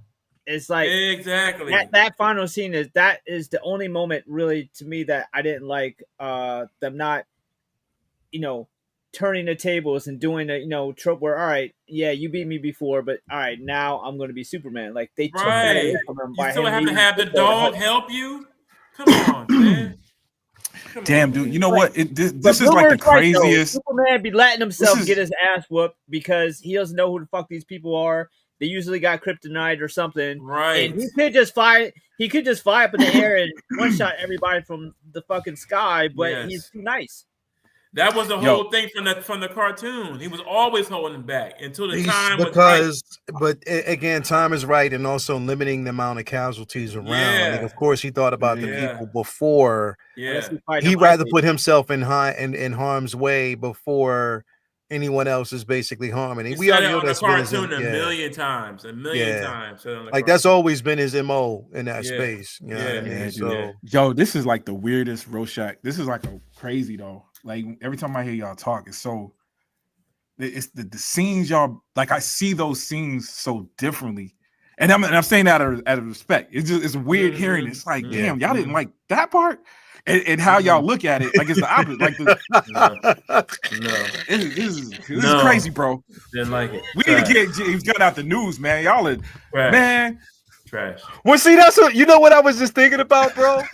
Like when people if people watch this, right, and they're watching us talk, there's people out there that think we hate this dude, bro. Like there's and I don't hate James Gunn. I really don't, because I think he puts in an incredible body of work, bro. Like what he did with the Guardians of the Galaxy was unheard of, because nobody ever heard of these fucking characters, bro. That whole Guardians nobody ever heard of these motherfuckers before. And you took a franchise that had no damn chance and made it into something and made it what it was at that time. You took the Suicide Squad that failed in comparison to, whatever, and you made that, even that second film, regardless, at least you made it a conversation. So it's not that I definitely don't dislike this dude. I just think some of the doesn't decisions need to talk so much. Yeah. That's what I just think. The Guardians thing. Y'all initial thing, because Vinny and Leo and really Jedi Kid, the one thing that I feel from you guys, I didn't get it from this movie, but the reason why y'all don't anger me with y'all opinion, well, I'm a guest on the show. I wouldn't get angry at y'all. Y'all kicking me off. But easy Batman. Go ahead. You know what I'm saying? But is the fact that y'all express disappointment. When you guys talked on it, when y'all posted on it, all three of y'all had a level of disappointment that I do understand. Like sometimes you go in there, and I know you joked with the 85-year thing, but even if I was to take it back to Man of Steel, my expectation knowing, because I love Man of Steel as well, I knew it had to be different. Just from a film, I knew it was going to be different. The costumes got to be different. That whole alien. But as of now, I think Henry Cavill's Superman suit, that's one of the dopest superhero suits I've ever seen. Dopest. Period. Like, period. It's just crazy. It's alien and crazy looking. But you make another Superman movie, can't go back to that. You can't do that same thing, or you can't go alien. So a lot of the things that I hear y'all complain about, I think I was already expecting it. You know what I mean? Like, so my expectation for certain things, I expected the movie to be good, but there were certain things I went in there expecting. It was like, okay, I know. But the other Superman was unstoppable. I've seen bullets hit the eye of one Superman, and the bullet ran around. You know what I mean? So it's like I expected, and the 85 years is, and even Boomer bringing up the cartoon. Like, all of that is canon when you're doing a Superman movie. It's not just comic book. You're dealing with pop culture, period, and what this character means to everybody. And that's not. And this proves that that's not. It's not even easy. It's not possible, because Superman is so many different things for different people. You know what I'm saying? But see, that's one thing about this space that over the 2.5 years we've all been together, whatever, maybe 3, that I respect about the space that we're in, or that Lyle's provided for all of us, is that motherfuckers will give you their full 100% opinion on how they feel about something. They're not going to just be like, "Oh, that movie was great," and blah blah blah. That's just because the powers that be or whoever thinks that they got to fake to say it's great. We will tell you we don't like some shit. Just like the same thing with you. Probably you're the same way, bro. Like, I respect that about everybody on this panel. Is like, our opinion is our opinion, and it's 100% fucking honest about how we feel about something. I'm not going to be like, y'all. It might be the 4 of y'all might love Peacemaker. Me, I'm like, man, that shit is whack. You know what I'm saying? That's just how I feel. You know what I'm saying? That's just me. I didn't know you was gonna go that far. but I'm just saying, and I'm just 100% genuine all the time. So I love the fact that we have this kind of space where we can be 100% real about how we feel about something. If we don't like this shit, we don't like it. Like the shit about James Gunn, I said the same thing.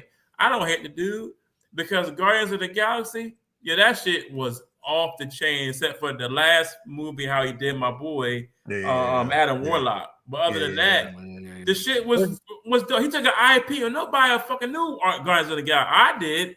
That's not even the OG team from the books. Yeah, there's a weird divisiveness with this film too. Like, if you don't like Superman, you must be a Snyder bro. Like, I was critical of the Snyder films too. Exactly. Like, I was critical of the Ralph version. Exactly. Like, there's a lot of there's a lot that was wrong with those films, and at the time I bitched about those. So it's not like some of those people forget that those were kind of critically panned. All of them, right? And I feel like this is kind of overcorrection.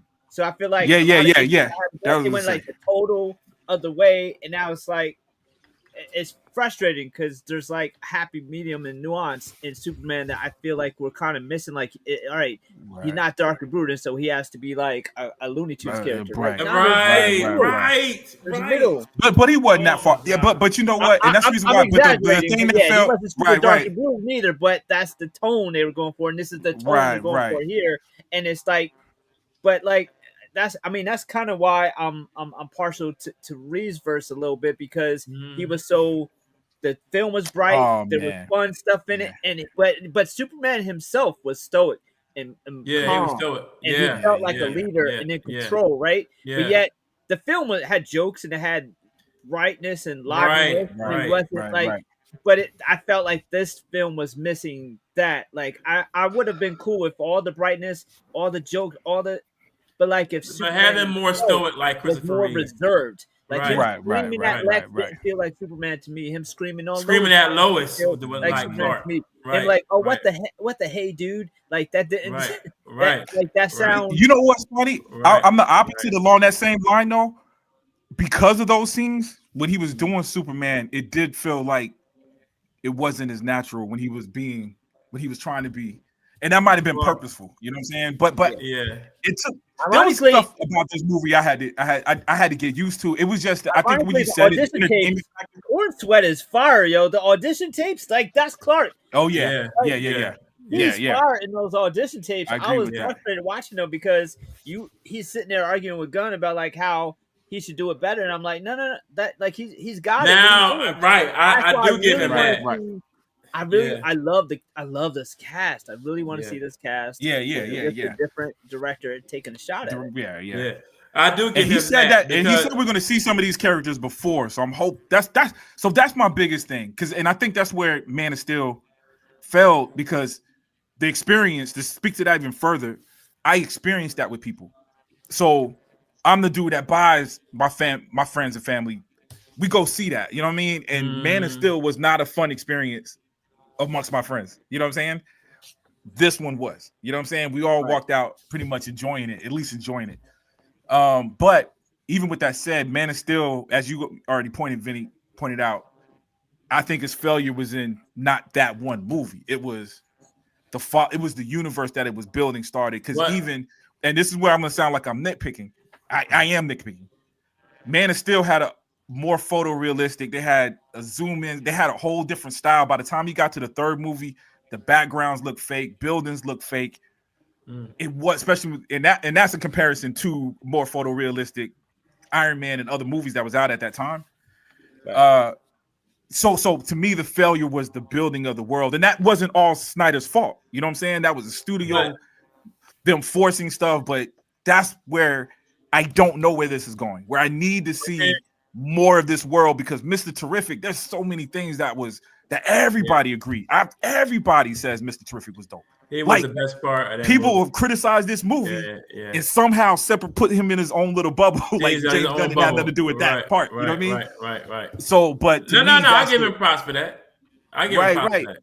Well, that's the potential of the world. Whether he's directing, you know what I mean? It's like the potential of this world. I want to see other directors. Even when I hear you guys say, because Leo's right, he's going to have a stamp. It's got to go through him. But that doesn't necessarily mean that he's going to be like, nah, it's got to be this way. Because remember, James Gunn is someone who experienced that as well. He experienced that with Marvel. When is arrogant as he might be? When is Brave and the Bold supposed to come out? There's no date. I ain't heard no. There's no date for that. I ain't heard no Batman news. Everybody been saying it's about to come. We're talking about that movie's going to be released in 2027. We don't have a script for Brave and the Bold at this particular time. No, I'm talking about Man of Tomorrow. Okay, that movie's coming out in 2027. This movie doesn't have a script, so it won't see the light of day until probably 2028. Because this is, I think they said this is going to release in July, I believe. July 9th. July 9th of 2027 is when Superman Man of Tomorrow is supposed to release. Right? So unless he basically says that, okay, we magically have a script and a director for Brave and the Bold, and that's going to release months before Superman Man, then this is why I say whatever script comes out, whatever script basically is formulated, it's going to have to tie into Superman Man of Tomorrow. It's going to have to tie into Clayface. It's going to have to tie into the Wonder Woman film. Everything that's basically it's going to they have no choice at this particular point because it has to align itself. These aren't going to be standalone films to whereas it doesn't tie into the franchise because there's a bigger picture. He's already said that everything that happens in this season of Peacemaker is going to lead into Man of Tomorrow. This isn't Marvel. You can just watch each film by itself. Now he's saying all the shit is going to tie together. You kind of watch it to kind of get it all. Which I'm not mad at it. That's called realizing you maybe were wrong in that strategy because Marvel kind of won with that strategy of making everything can't miss. Yeah, and that's and we used to that from George Lucas, bro. You know what I mean? George Lucas used to tell us this movie's already written and this is the plan. I think there should be self-contained superhero films as one-offs. You know what I mean? But I don't think every superhero film should be self-contained. I think it helps your universe if there is a familiarity between the characters. It makes for a much more appealing world, where you can go in and you can watch it without having seen the other shit. But there's shorthand in there, like you already know who that person is and what his backstory Hey, is. but Vinny, So, I feel like regardless of what he said, and that dude is his own worst enemy because we talking. But Peacemaker, nobody here hates Peacemaker- him. He does. Yeah. He does have a horrible issue with the fucking diarrhea mouth, yo. He just Talking, talks bro, so fucking- because Yeah, I'm not he seeing got that. Like, no PR Peacemaker, people around him, bro. yeah, Creature Commandos, Superman, Peacemaker, all of them stand alone. I can see the connection clearly, yeah. but Peacemaker, even with actual characters that were in Superman, in Peacemaker, I can easily see that Peacemaker without. In fact, I think I saw that trailer before I saw Superman. Right. I knew they were in that. You know what I mean? So he's saying it, but That's- so far that might change. But so far, these things feel like they are standalone.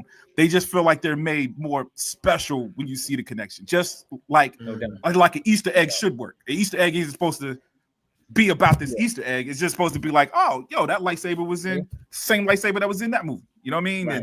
And keep it But moving. there's no way we so get far.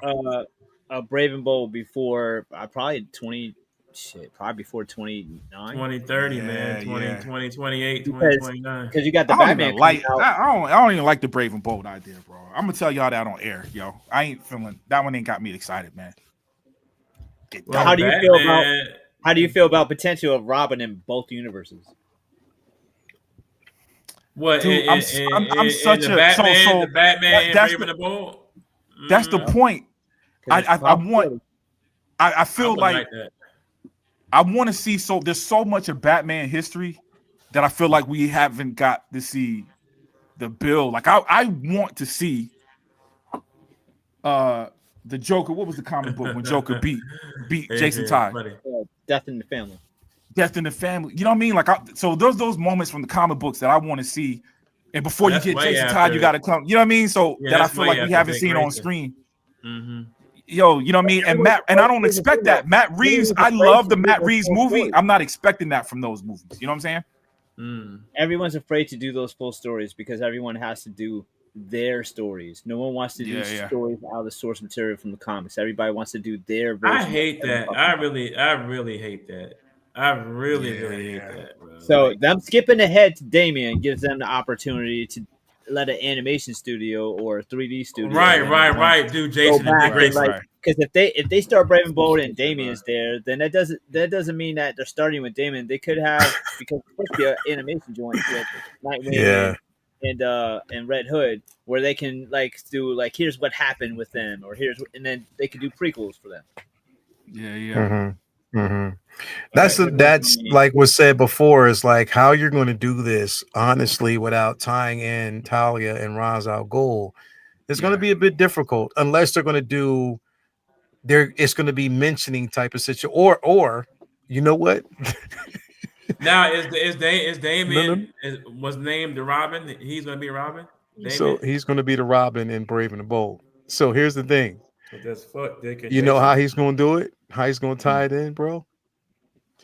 It's going to be exposition in the beginning of the movie. 5 years ago.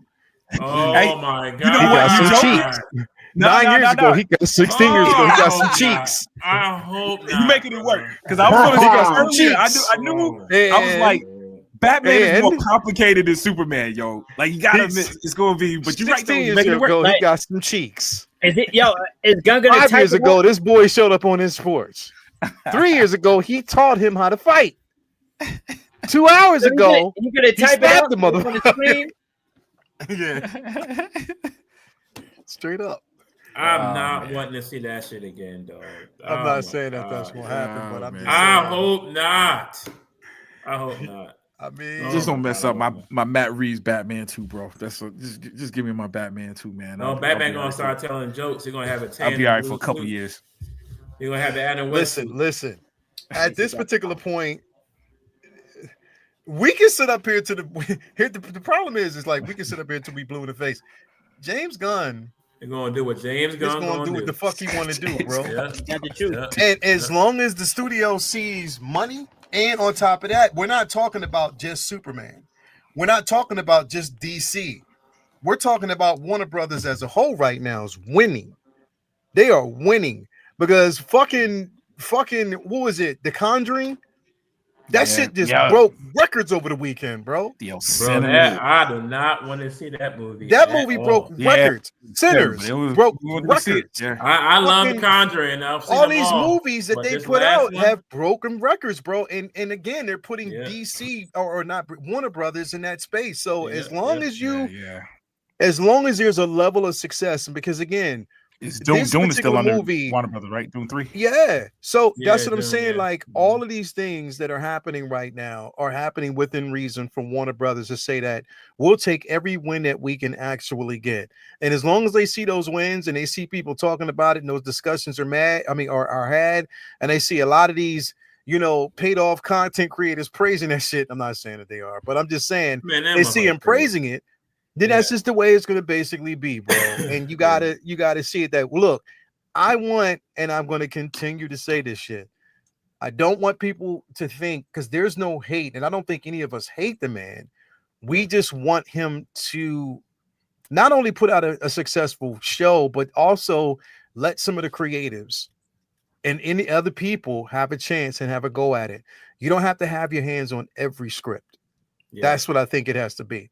And just like you said, Prop, when it comes to Brave and the Bold, if he has his hands in it, you'll know, because there'll be a couple of jokes. It's gonna be some If jokes. you hear the dude show up and start calling chicks in their titties and just giving them names, and it's been influenced. You know what I mean? So you just gotta, wait and see how it's going to pan out, and we'll just kind of move from there. Anyway, I don't want to spend too much time on it because we got a couple things I want to run through here before that's our time. I want to talk about again our artist of the week, of course.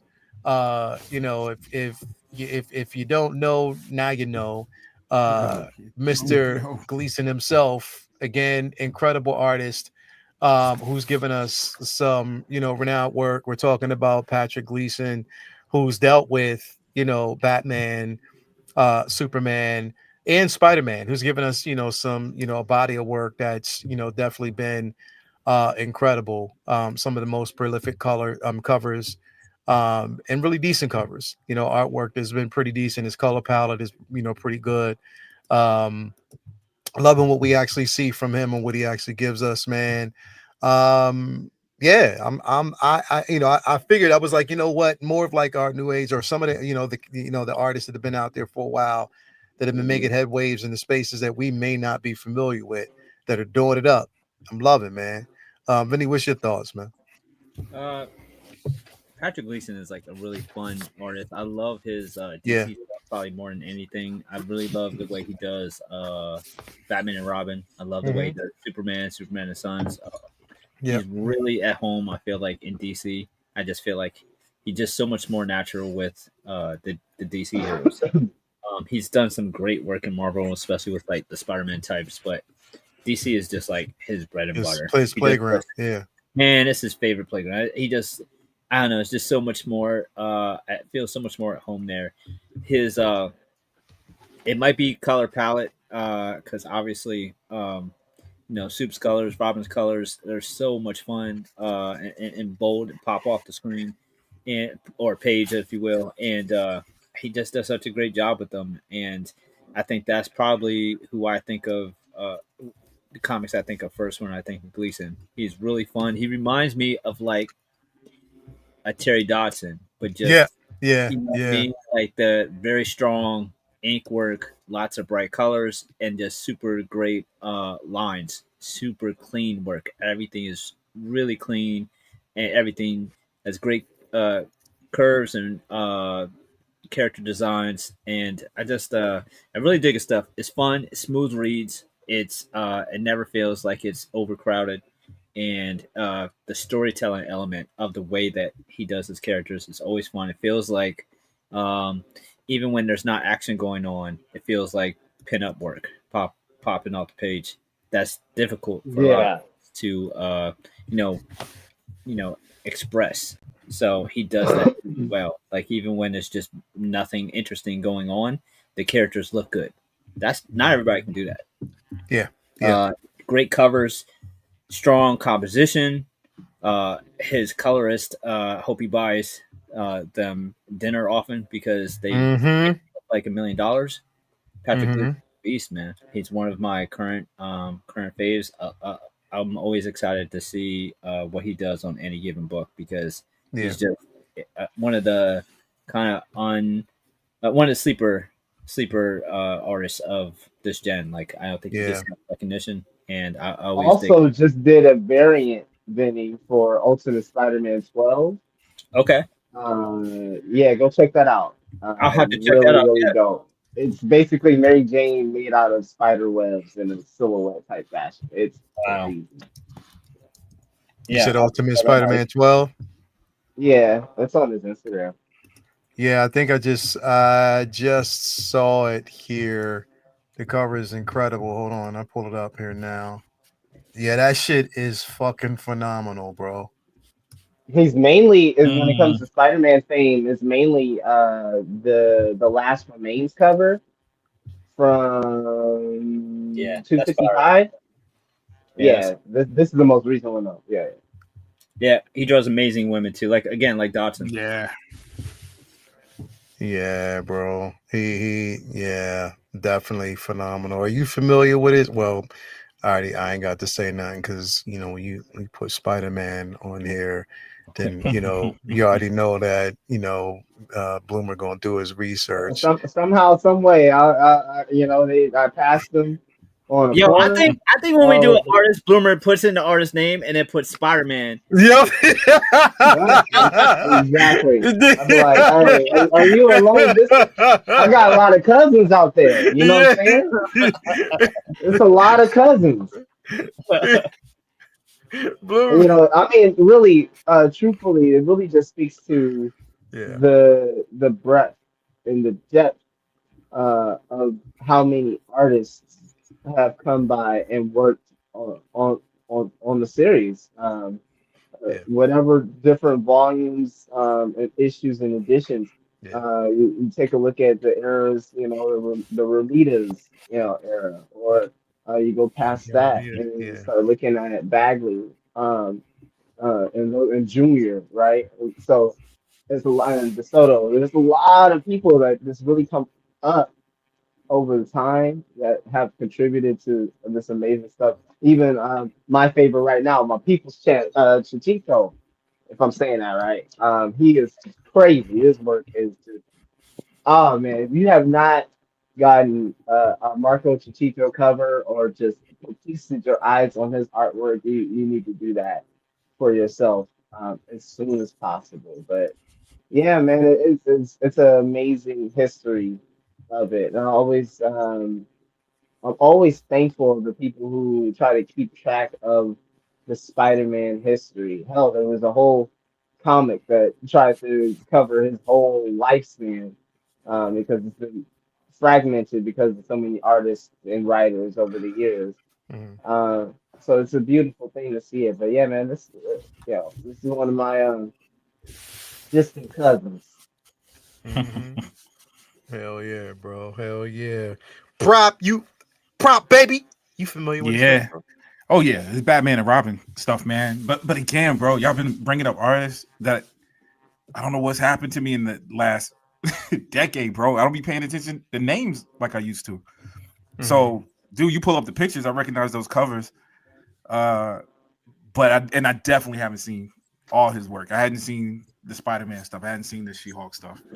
But the Batman and Robin stuff, of course. You know what I'm saying? Prop. Yeah. This Negro paused and broke out the camera so he can get some gator meat and orange juice. Gator meat and orange juice is a crazy combination. He said, "Hey, babe, I need diabolical, son." He said, that was the next word.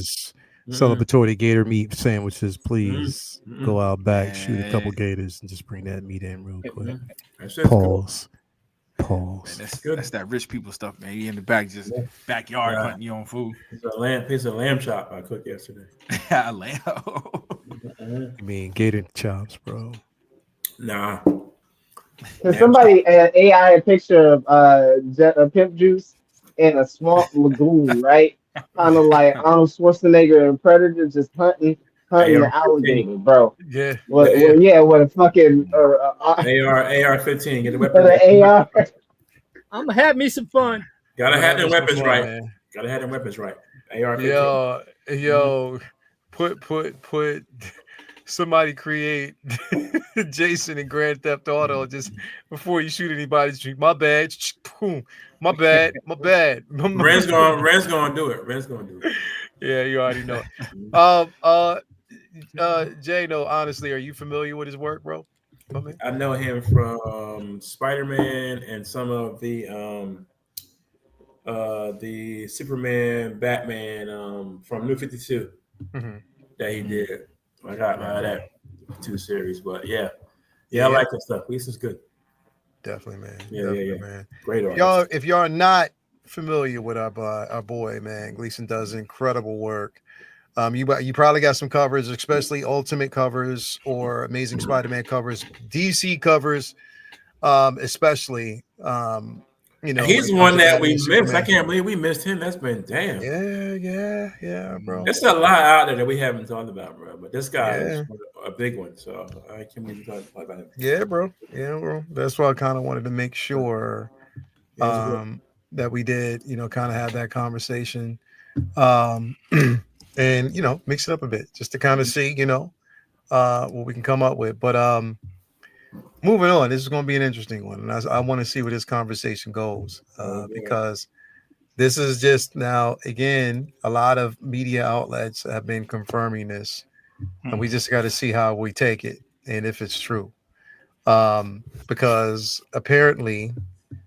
And Bloomer, I'm sure you did your research. Apparently, after speculation of whether or not we would see Andrew Garfield or Toby in any of the Spider-Man franchises, whether it's going to or whether it would have been Brand New Day or Doomsday, and a lot of people say nah, this apparently Tobey Maguire was spotted in London.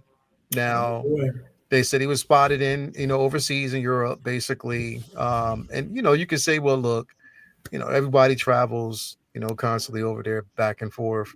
I don't know, is he still married or is he divorced right now, or is him and his wife split? No, I'm serious. I don't think he got though. I think he's still married. I don't think that far to my boy. Yeah, I don't know, but the reason why I mention it is because I read something about custody. I don't know, whatever. I don't know how it was, he be gambling his butt off. I'll tell you that. That's probably they said he likes to gamble. He's good. He's good. He's good. He's good with cards. Yeah, he's a card player. They said he loves to do it. So they said he's good. But my question is, Burticus, do we need him? Do we need him back in? Do you think that they should have closed that door with No Way Home, or do you think that because a lot of people like also media outlets, the speculation is that they might bring both him and Andrew back to kill them off as more of to raise the stakes with Doom. Yeah. Would you welcome that, or would that kind of like that would be bold. I'm welcome to bold ideas. Obviously we got No Way Home. It was a cool somewhat reunion between the 3 Spider-Men. That was awesome for the feels. But I think here is going to need, if you're going to do it, you need to do it not half-assed, and we need this to be a story that makes sense. And yeah, if you go that route where you kill one of these characters off, obviously people will be sad. But I think for Toby, you just make it make sense to what Raimi and them were cooking up. Whatever that ending makes sense for him to carry on. He's already done the Unc Spider thing. He's already ushered in a new Spider generation. That's not going to be his job. That's going to be Tom's, because he's younger and he's got the role now. That's not going to be his job. So what can you do? Are you going to bring Kirsten Dunst to really make that feel right? Does she even want to come back? You're not gonna be able to get closure. Then we get into that aspect of damn, that gets bloated because now you got to wrap up a fucking 20 year. You're trying to wrap up a 20, almost 30-year-old fucking storyline, right? And then you got all these other people that's been having movies in between the time. It could get messy. So Yeah. I feel like if you're gonna use them, just make sure it makes sense for what we're going for here. If Yeah. it's a Yeah. multiversal fight to save the universe, cool. All right, you've got some of my understanding or some of my confidence. How are you going to execute it? Is the number one thing when I look at Toby being in London. Yeah. Very exciting though. Hell, that could possibly mean Hot Toy is going to do that 2.0. Shit. Yeah, and make it better. And make that shit better, bro. If they do that, I'll keep my shit. Battle damage the fuck out that shit and have that one as the OG original. That's me. We'll see. I hope they don't change the. They shouldn't do anything to the suit. Yeah. And this is crazy. This is crazy foul. Renz, don't do Renz anything Valentino, bro. Renz did this. Hold on. I got something for you. Go ahead, keep going. I'll say something. Renz fucking did this, but no, and that's why I was asking though, Bloomer, because nature boy, I need that. Because of the simple fact that, again, they can say that you would need to have that risk in the proper passing of the torch, but also this could be the motivation behind. Oh, bro, you know what I had just thought about though? Okay, cook. Prop Go ahead. Yeah, I know. He writing better scripts, man. Write it, dog.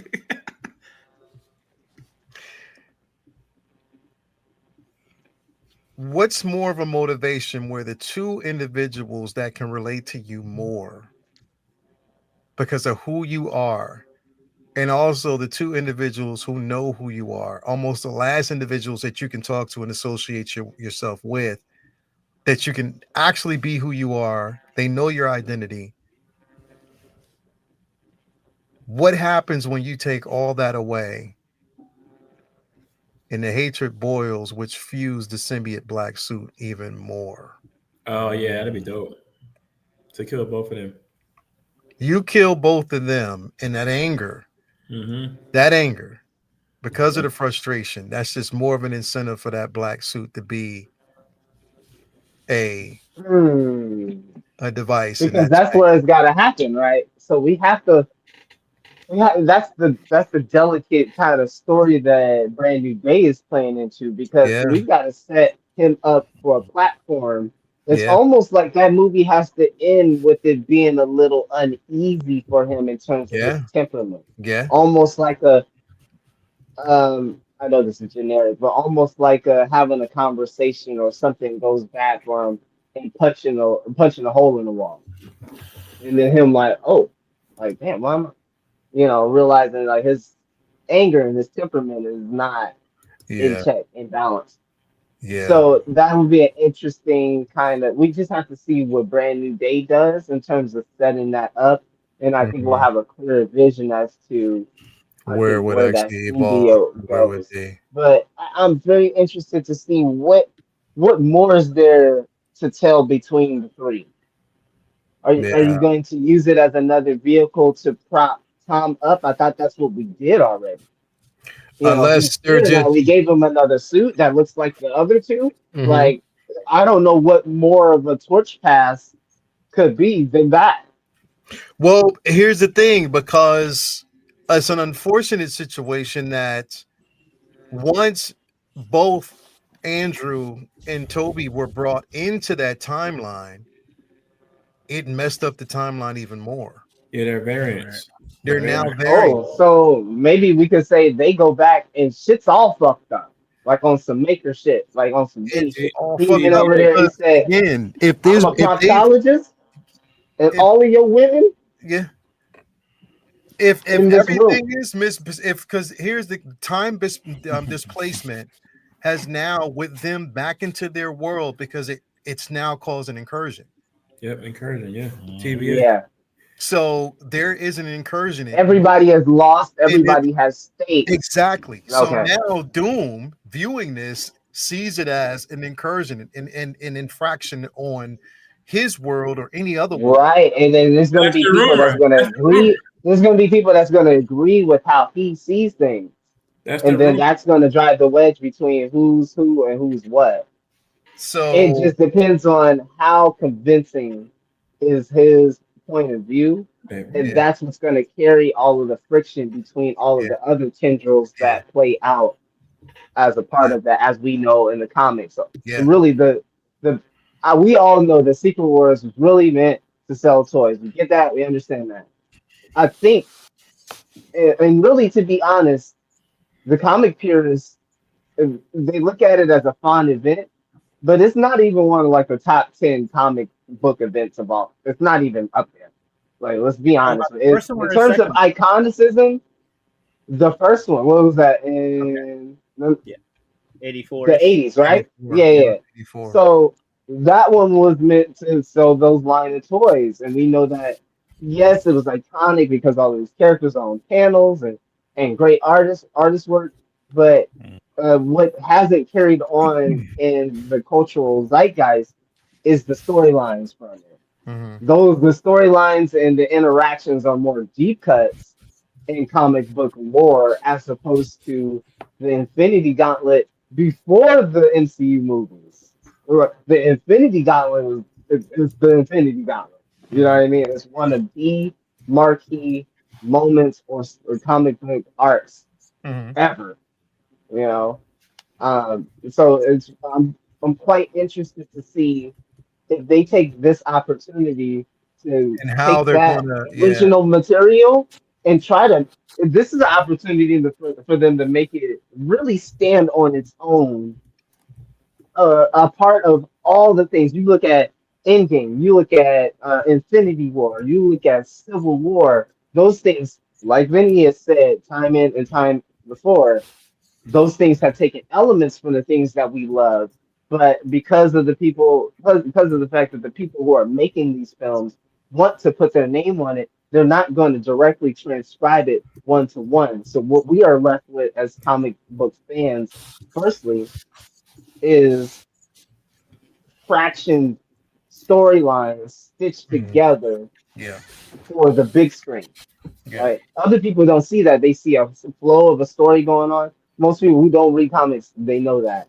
yeah. I think there's a special opportunity for this film, especially Secret Wars, because I see Doomsday as a really great way to set up things. It's a setup movie. It's a good setup movie. But Secret Wars is going to be that one where they can actually make it better than how the original material was presented. That's where I'm looking in terms of my excitement for Secret Wars. Yeah, yeah. Vinny, I know I'm gonna save you. Prop, I'm gonna save you, bro. Prop, what are your thoughts about this? And what do you think? What do you think? You know, what are the benefits and the detractors? And again, what do you think the benefit would be? What do you think the detractor would be? Dude, I'm a Spider-Man. My favorite comic books to read is Spider-Man. So anytime Spider-Man is on the screen, I'm mad corny, yo. Like y'all think my love for the Superman movie is corny. This is put him in there. I don't care. With that being said, and I'm gonna sound like a broken record. The movie's already feeling desperate. It's over. Vinny pointed out. I know Vinny's gonna talk, but just speaking on what he said before, man, it's like you got these old characters, these old heads in there. You filling it up, man. And I'm really, really, really looking forward to just focusing on the future. Maybe this movie does it. You know what I'm saying? I'm trying to consider that. Like maybe these two of these movies are gonna put everything back into balance. Bro, I don't know, man. I don't know, dude. I love to see the Spider-Man there. Like I said, man, Andrew Garfield stole the show for me last time, so I much Yeah. prefer seeing him. Yes, he did. So I don't Yes, he know did. if this is a possibility, but yo, dog, I'm talking about the gimmick of Doomsday, but we already got this gimmick, and I enjoyed it. we already got this gimmick for the Spider-Man movie, yo. So we repeating that. It's that I'm trying to avoid saying it, bro, but I have to say it, dude. Desperateness, man. It just still feels desperate, yo. You know what I'm saying? Feels desperate, bro. Like at this point, they caught him at the airport or something, or they caught him walking the streets. At this point, I'm thinking Marvel leaked that joint. Like they wanted you to see this dude walking around. Same thing with Chris Evans too. The boy back in shape all of a sudden. So that's another big thing. Come on. Yeah, that one's already kind of been. That's been out the bag. Yeah, which I don't like. Word has been out for a minute. Mm-hmm. It's been out for at least about a year and a half now. 2 years going on now. Mm-hmm. Yeah, seeing stuff like that, bro. Like he had such a good send off, man. Like, I don't. But even here's the thing, bro. He'll be Hydra. He won't be. Steve. Nah, he's gonna be Steve. But the problem is, he's also a character who calls an incursion. Oh, yep, he did. He calls an incursion, bro. Damn, he started the main one. Yeah, like we have to really. I think what we have to start doing a little bit of as we get closer to this film is start divorcing ourselves from the idea that they fixed everything. Yeah, they did. Yeah, for sure. They just gave us that feeling that it fixed everything. Well, they fixed things for themselves. Yeah. So when you kind of look at it through that perspective, the ending of Endgame, although very cathartic for us who have watched all of these movies for several years, the ending of it is quite selfish to those group of people who are affected, right? And then you kind of overthink. You can kind of think about the globe overall, but nobody's really knowing shit other than the fact that the Avengers are fighting somebody. You know what I'm saying? They're over there doing some shit. So it really kind of puts into perspective for me personally is like, okay, that gives this film and Secret Wars an opening to tell something that doesn't feel, it doesn't feel like a retry. Yeah. I think I'm looking at it like I still see there's a way that you can take all of the material, all the years that you put into this, really dissect it, come up with a script that plays on it, flips it, also bringing in more toys to tell a story. I think they know what they're doing. Those two specifically. I probably couldn't say it for many other people, but I'm still willing to go at bat for the Russo brothers and say they know what they're doing when it comes to this space. Yeah, we just have to definitely. Vinny, what's your thoughts on this, man? My thoughts on this is that it's a damn shame that white woman got him tripped up because all this is a Kang story. It is all right. We're talking about right. All this. Yeah. All of it. The TVA's all over. The TVA tied to the Kang pruning the timeline, so all this shit couldn't happen. So if there's anybody's gonna be pissed that you got Toby and you got Chris and you got all these people running around in Marvel, all fucking up the timeline, just doing whatever the fuck they want. Is Kang. That's the whole point of that whole storyline that they were building towards the Kang dynasty. Now they're taking that shit. Man, she fucked up the possible. He could have had Jonathan Majors and Pedro Pascal. Like, your last name Richards? Exactly. Yep. Yep. I mean, that's what's so frustrating about this. Daniel Richards. Instead of like where this is all clearly going with them finally like the multiverse coming to a head and a climax here with them taking all these different things that have been happening. You want to do the Foxverse again, you want to do the old Sony Spider-Man, you want to do all this. That's exactly what the fuck they spent a couple 2-3 years setting up with the Loki films, with the different Kang appearances.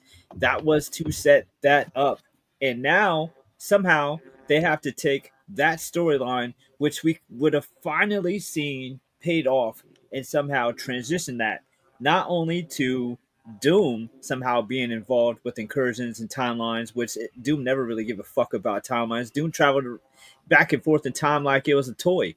Now we're seeing him take over that role, if that's what we're going to see.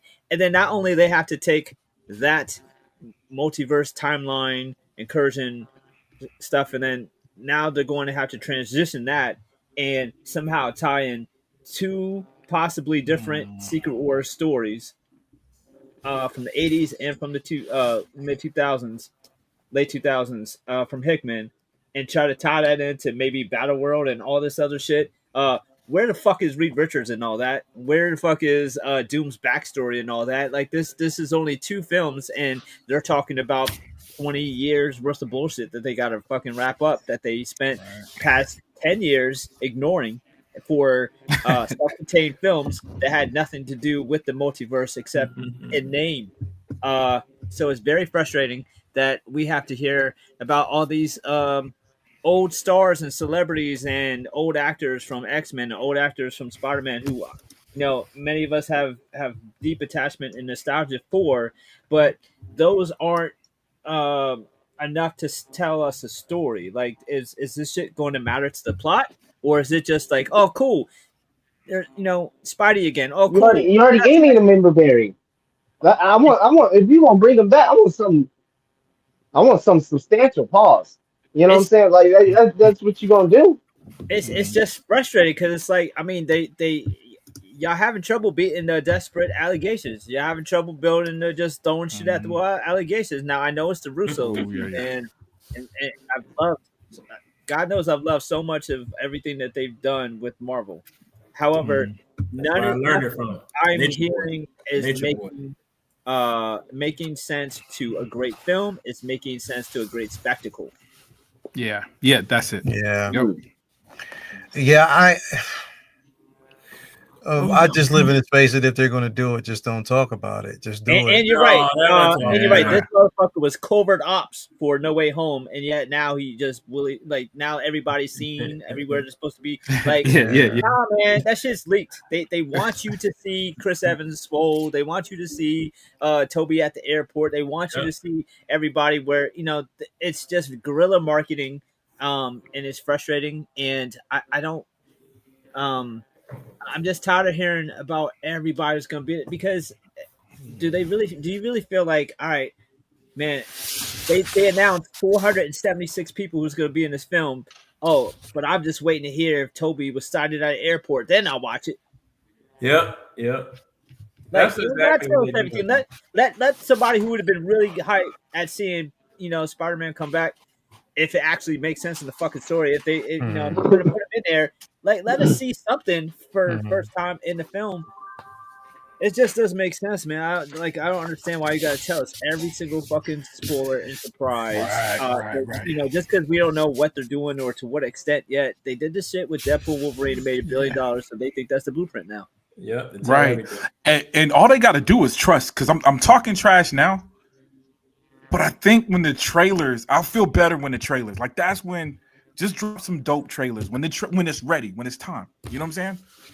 We don't need all this other extra talk, yo. Just show me the trailers. Yeah, it's all a misproduction talk at the end of the day. Like we have to see what the end product comes out. I'm not swaying either way. There's news with this film every day, So personally, I'm just keep pushing till the film comes out. All I can fucking do.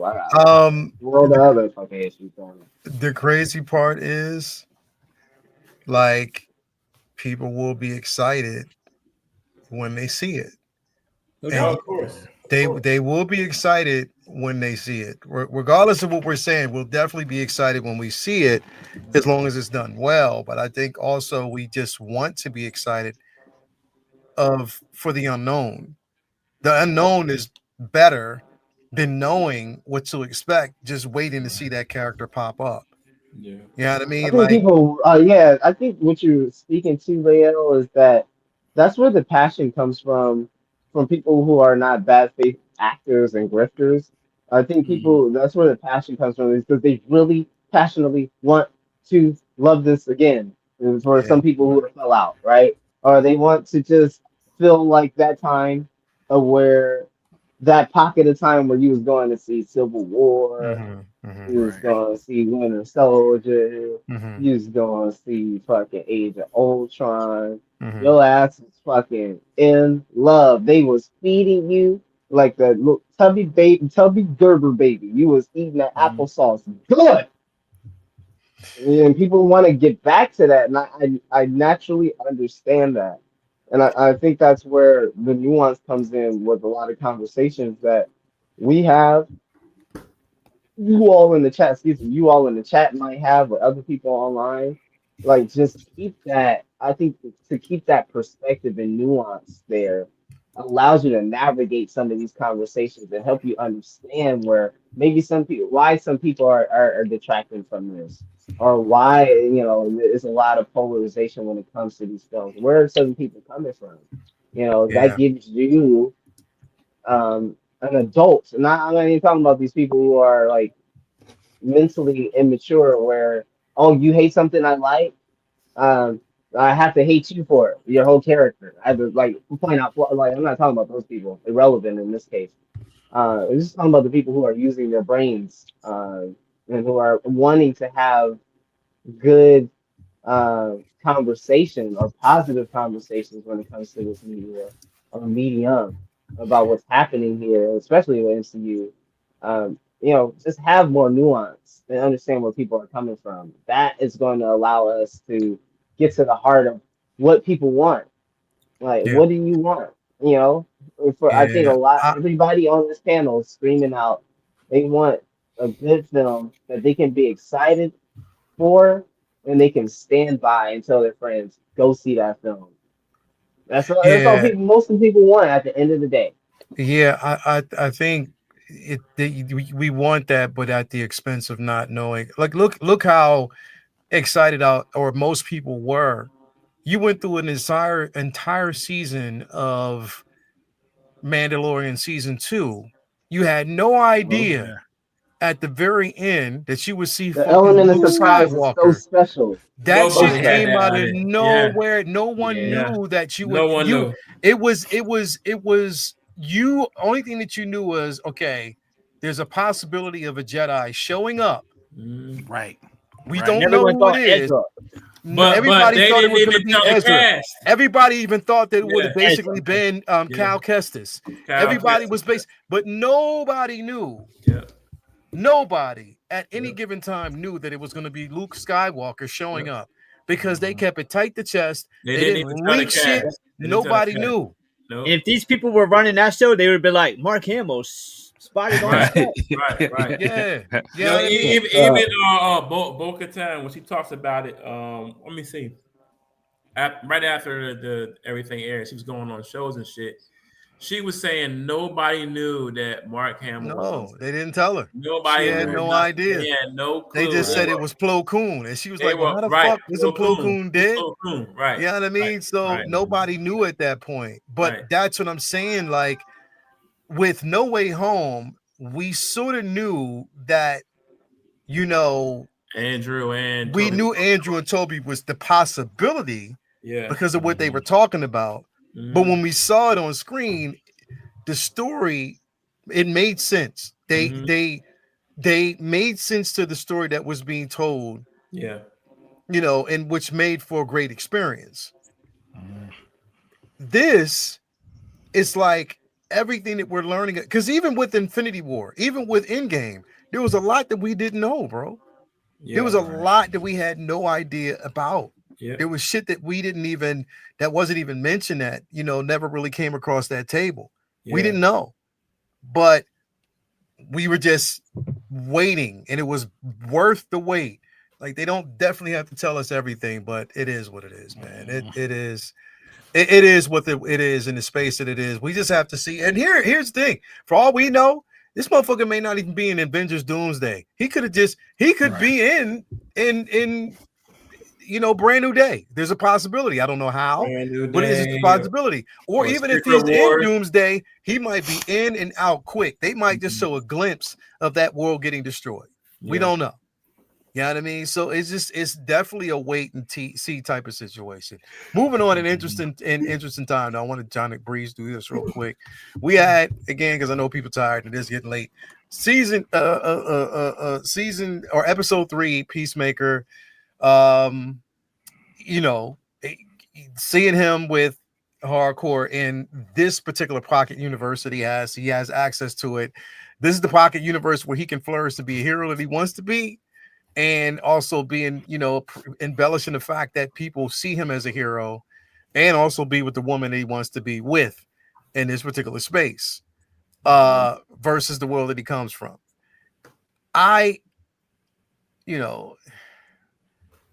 Also know that Rick Flag was smashing. Yeah.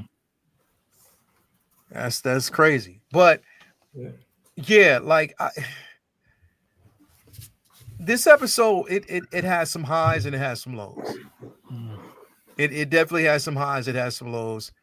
I enjoyed certain aspects of it, but then there were a few scenes that I was like, I don't know how I feel about it. What was your thoughts on this, man? My thoughts on this was it was a very interesting universe as we're realizing that this is probably a universe in which Germany won. And his dad doesn't have to be racist because there are no black people to hate. This is so happy. White people. Yeah. There's nobody black there at all. Yep. So that's shit. why his dad is so nice. I didn't I gotta go back. Back there. Superman probably his ship probably crashed in Germany, raised by Germans or Russians. Yep. That's why you don't see nobody black there at all. No black people. Now I'm gonna have to go back and watch that episode. He walked through that shit. He saw all his dad's accolades and shit.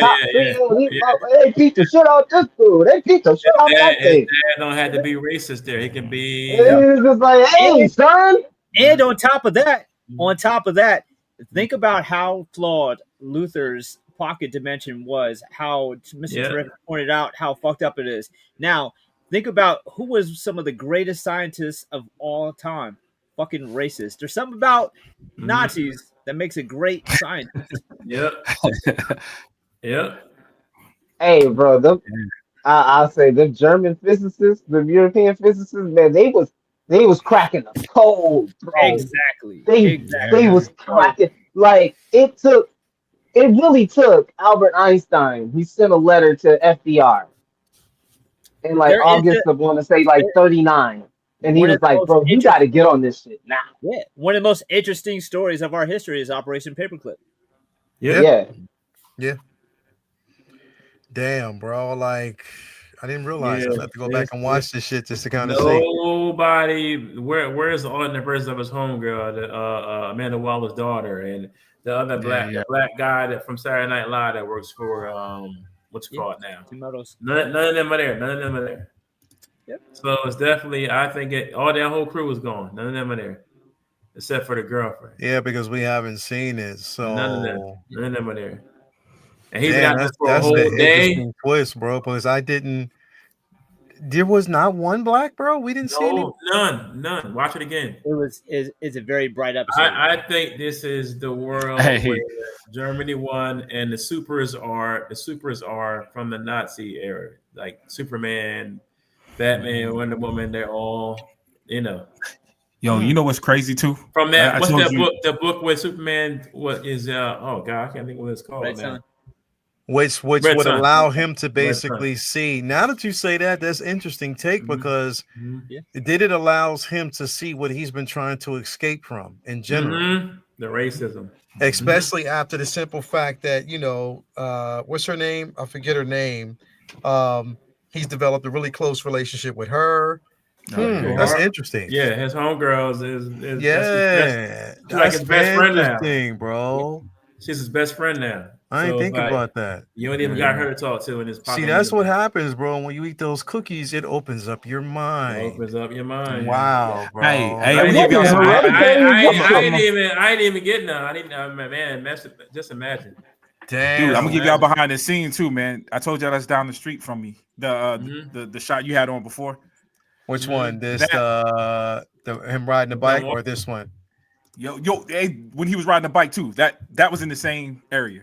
When he was I'm about to order some McDonald's. Dude, that road that he's riding the motorcycle on, Yeah. It's Confederate Drive. It's called Confederate Drive. Are you fucking for real? Not playing. See? Not playing. See? There it is. Are you fucking for real, bro? Yeah, Bro, yeah, I'm on point tonight. Oh, we down. And I hate this show. So I'm on point tonight. Dog, it turns into, so this is in the I don't know if they changed the name. That's in the where you have the square. So there's a light. It turns into that road. So that road is one name. You cross the light on the same road, it turns into Confederate Drive. There you go, bro. Damn. We down south, baby. It's real out here, son. Yep. Damn. Rebel. You said that's like right around the corner from you, bro? Yeah, man. Yeah. The fuck dog. you doing there, bro?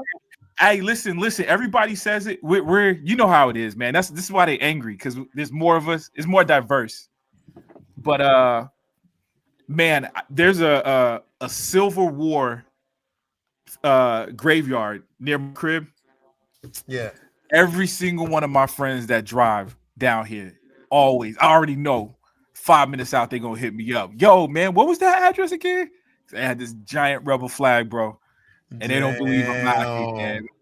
But you live down south. When you from here, you don't, it's a problem, but we know what it is. You know what I'm saying? Like we know what that area is. It's like an everyday thing. It's like an everyday thing, man. And it's only different. They get riled up because there's so diverse here now. It's like us going to Gettysburg. We know. Yeah. Yeah. But wow, bro. Yeah, man. That's Georgia, bro. Atlanta's the only safe little Wakanda spot. Damn. But they always filming out there. Yeah. Dallas, Georgia, yo. Always filming out there. Grease too, right? Is it? No, I'm gonna go upstairs after this, and I want to breeze through this episode. Damn, I didn't realize that. Yeah, I gotta go back and watch it. Nobody black. You know what? I was mentioning when you said that it had ups and downs. I kind of breezed through this episode too. So it was like there was things about it. Recognizing the area was interesting. There was a little bit of action. Yeah. But the episode, I was doing something, but the episode didn't grab me. So I gotta go back and watch it too. Like I'm still waiting for something to happen. Like I like the road that it's laying down. Song choice for the intro just doesn't hit. I'm sorry. Yeah. Song choice for the intro doesn't hit. Not like last season. I'm sorry. Yeah, nah. The intro. I'm not a fan of the intro, bro, because the intro was what got me for last season. I love that fucking intro, bro. This intro just does not grab me. It's just not. It's just that I'm not really connected to it at all. But damn, I'm gonna have to go back and watch this. I like the concept of the intro for sure. It's really cool.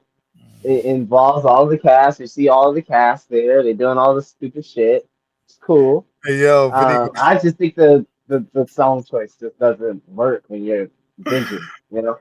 Yeah, I'm gonna be watching shit and not really getting the interpretation. Vinny gonna be like, yo, just eat this cookie, Playboy. You'll be all right. That's it. Open that third eye. Open that third eye. Eat this cookie, bro. You'll be all right. Just eat this cookie, Playboy. You'll be all right. Don't worry about it. Thank me later, bro. I'll be back. Yo, Bloomer, that's how you're gonna be watching the app looking for brothers. What you? blink when you see one. That boy is stupid. Oh shit. Anyway, damn, man, I gotta go back and watch this shit, man. Yeah, nobody. Listen, for the interest of time, like I said, we're gonna stop here, man, because it's like 12:30. We're gonna get back to next week. I'm gonna talk about more the comic side, with Spider-Man again. That was dope. Oh man, again, that first issue of Batman was pretty dope as well.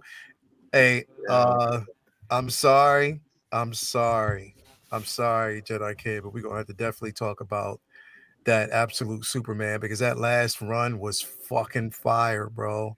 That last comic was dope. I can't wait for that dumpster fire to finally end.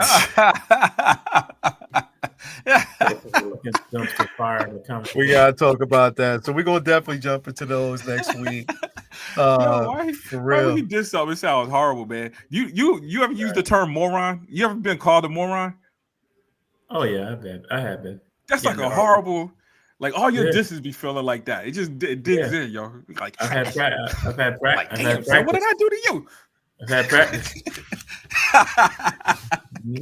When you're in charge of like 228 soldiers, sometimes those words come out, bro. You fucking moron. Go do.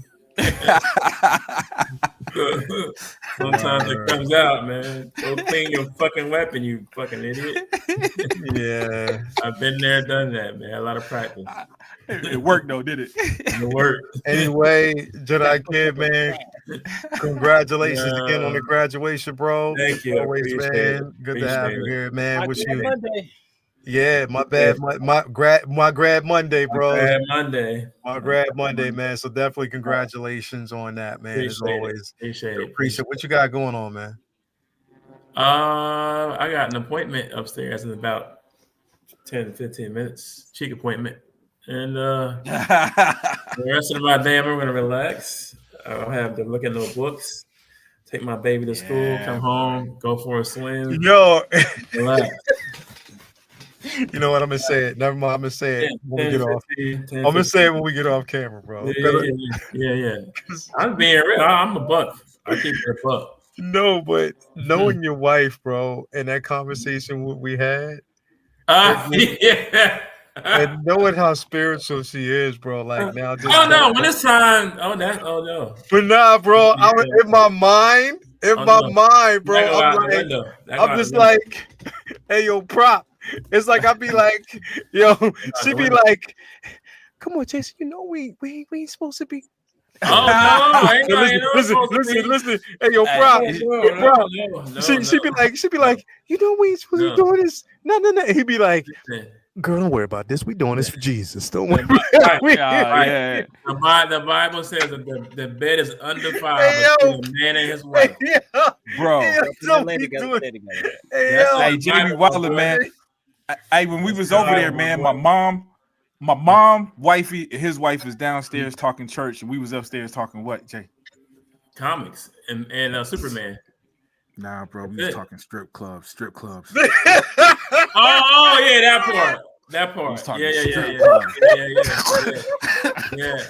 I was trying to tell him, bro. Like, nah, man. I was trying to tell him where to go in Atlanta. I felt like a sinner, bro. I was like, man, they come away, came upstairs, talking to what y'all was talking about. What? Really talking about comics? Nah, you know the first question you asked was Magic City, nickel? No, not even that. Hey, yo. On 285. Hey, Jedi, bro. Oh, that's Fit Mall. Don't. Bro, if you want your hey, Jay, if you want your crib to be sin-free, do not invite low-key collector, bro. If you want your crib to be sin-free, don't invite the master pimp, bro. Oh no. You already know. No. Yo, he said new co-work comics. That's it. Comics. Y'all should have. Because when I was Calvin know how to work a room too. Y'all ain't seen him. Y'all ain't seen him in action. Y'all don't know.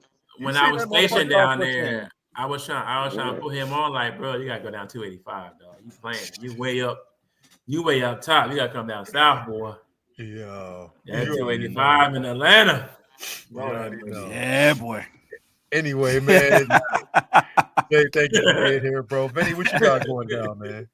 Man, I got a bunch of commissions I have to get to, so I'm looking forward to getting those out of the way. New art that I got on my own docket to get through. Be catching up on a bunch of shows. I'm rewatching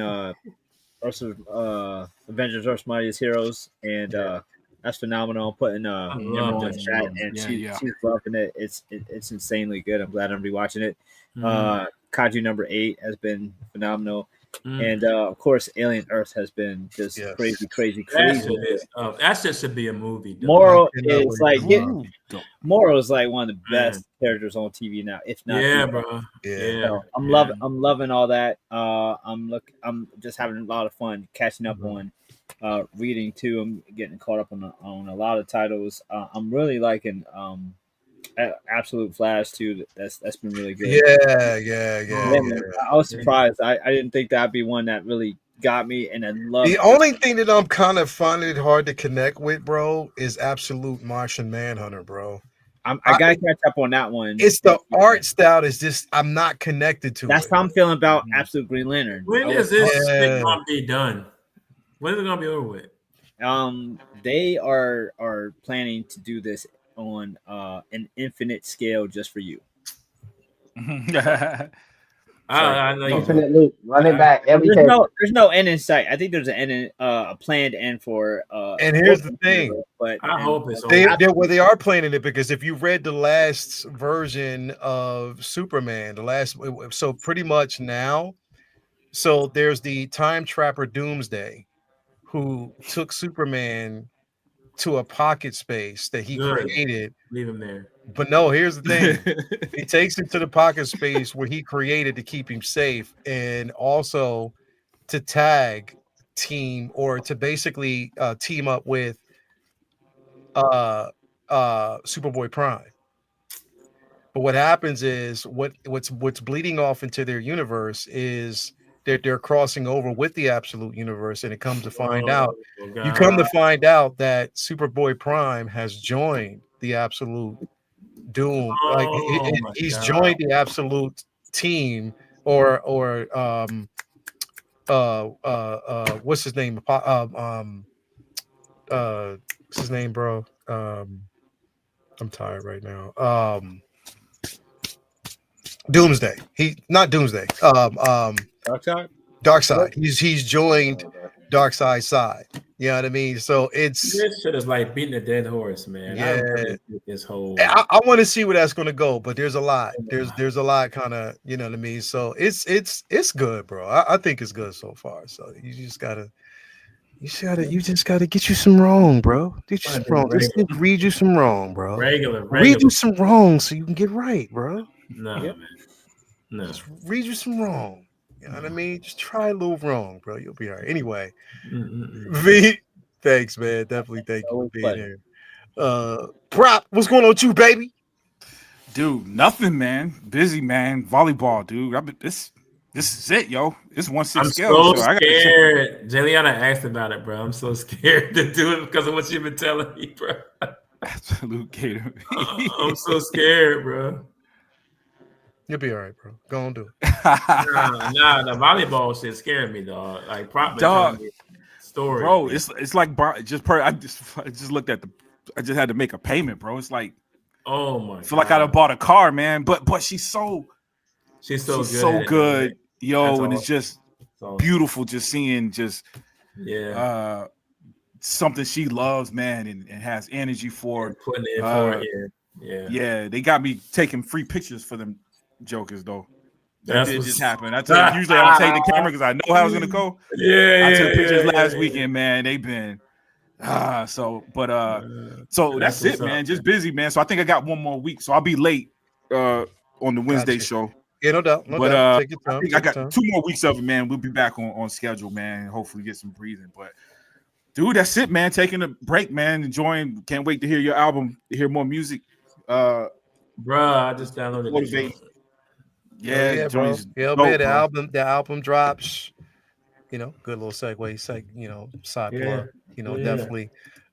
Again, Crust Groove singles out currently right now on all platforms. Check it out, featuring Kia Wilson and my man Derek Houston on the strings.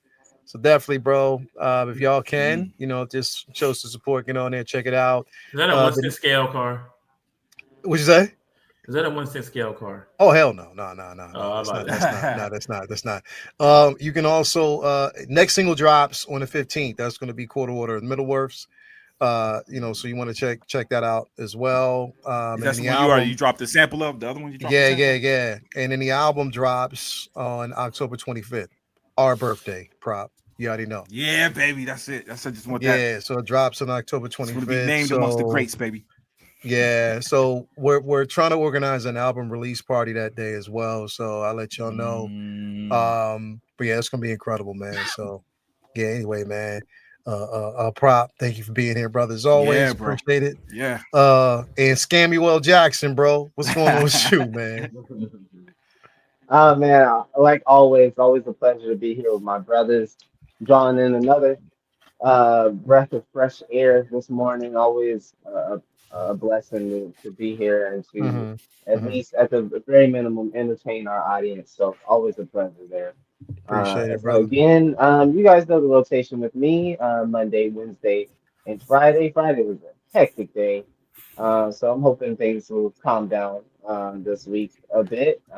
But again, we'll see where things go. With Wednesday, we have a figure that is taking the 1/6 scale world by storm because people anticipated this thing so darn much. And happy to say the Hot Toys delivered. So we'll be speaking on the new Hot Toys Wolverine that just released.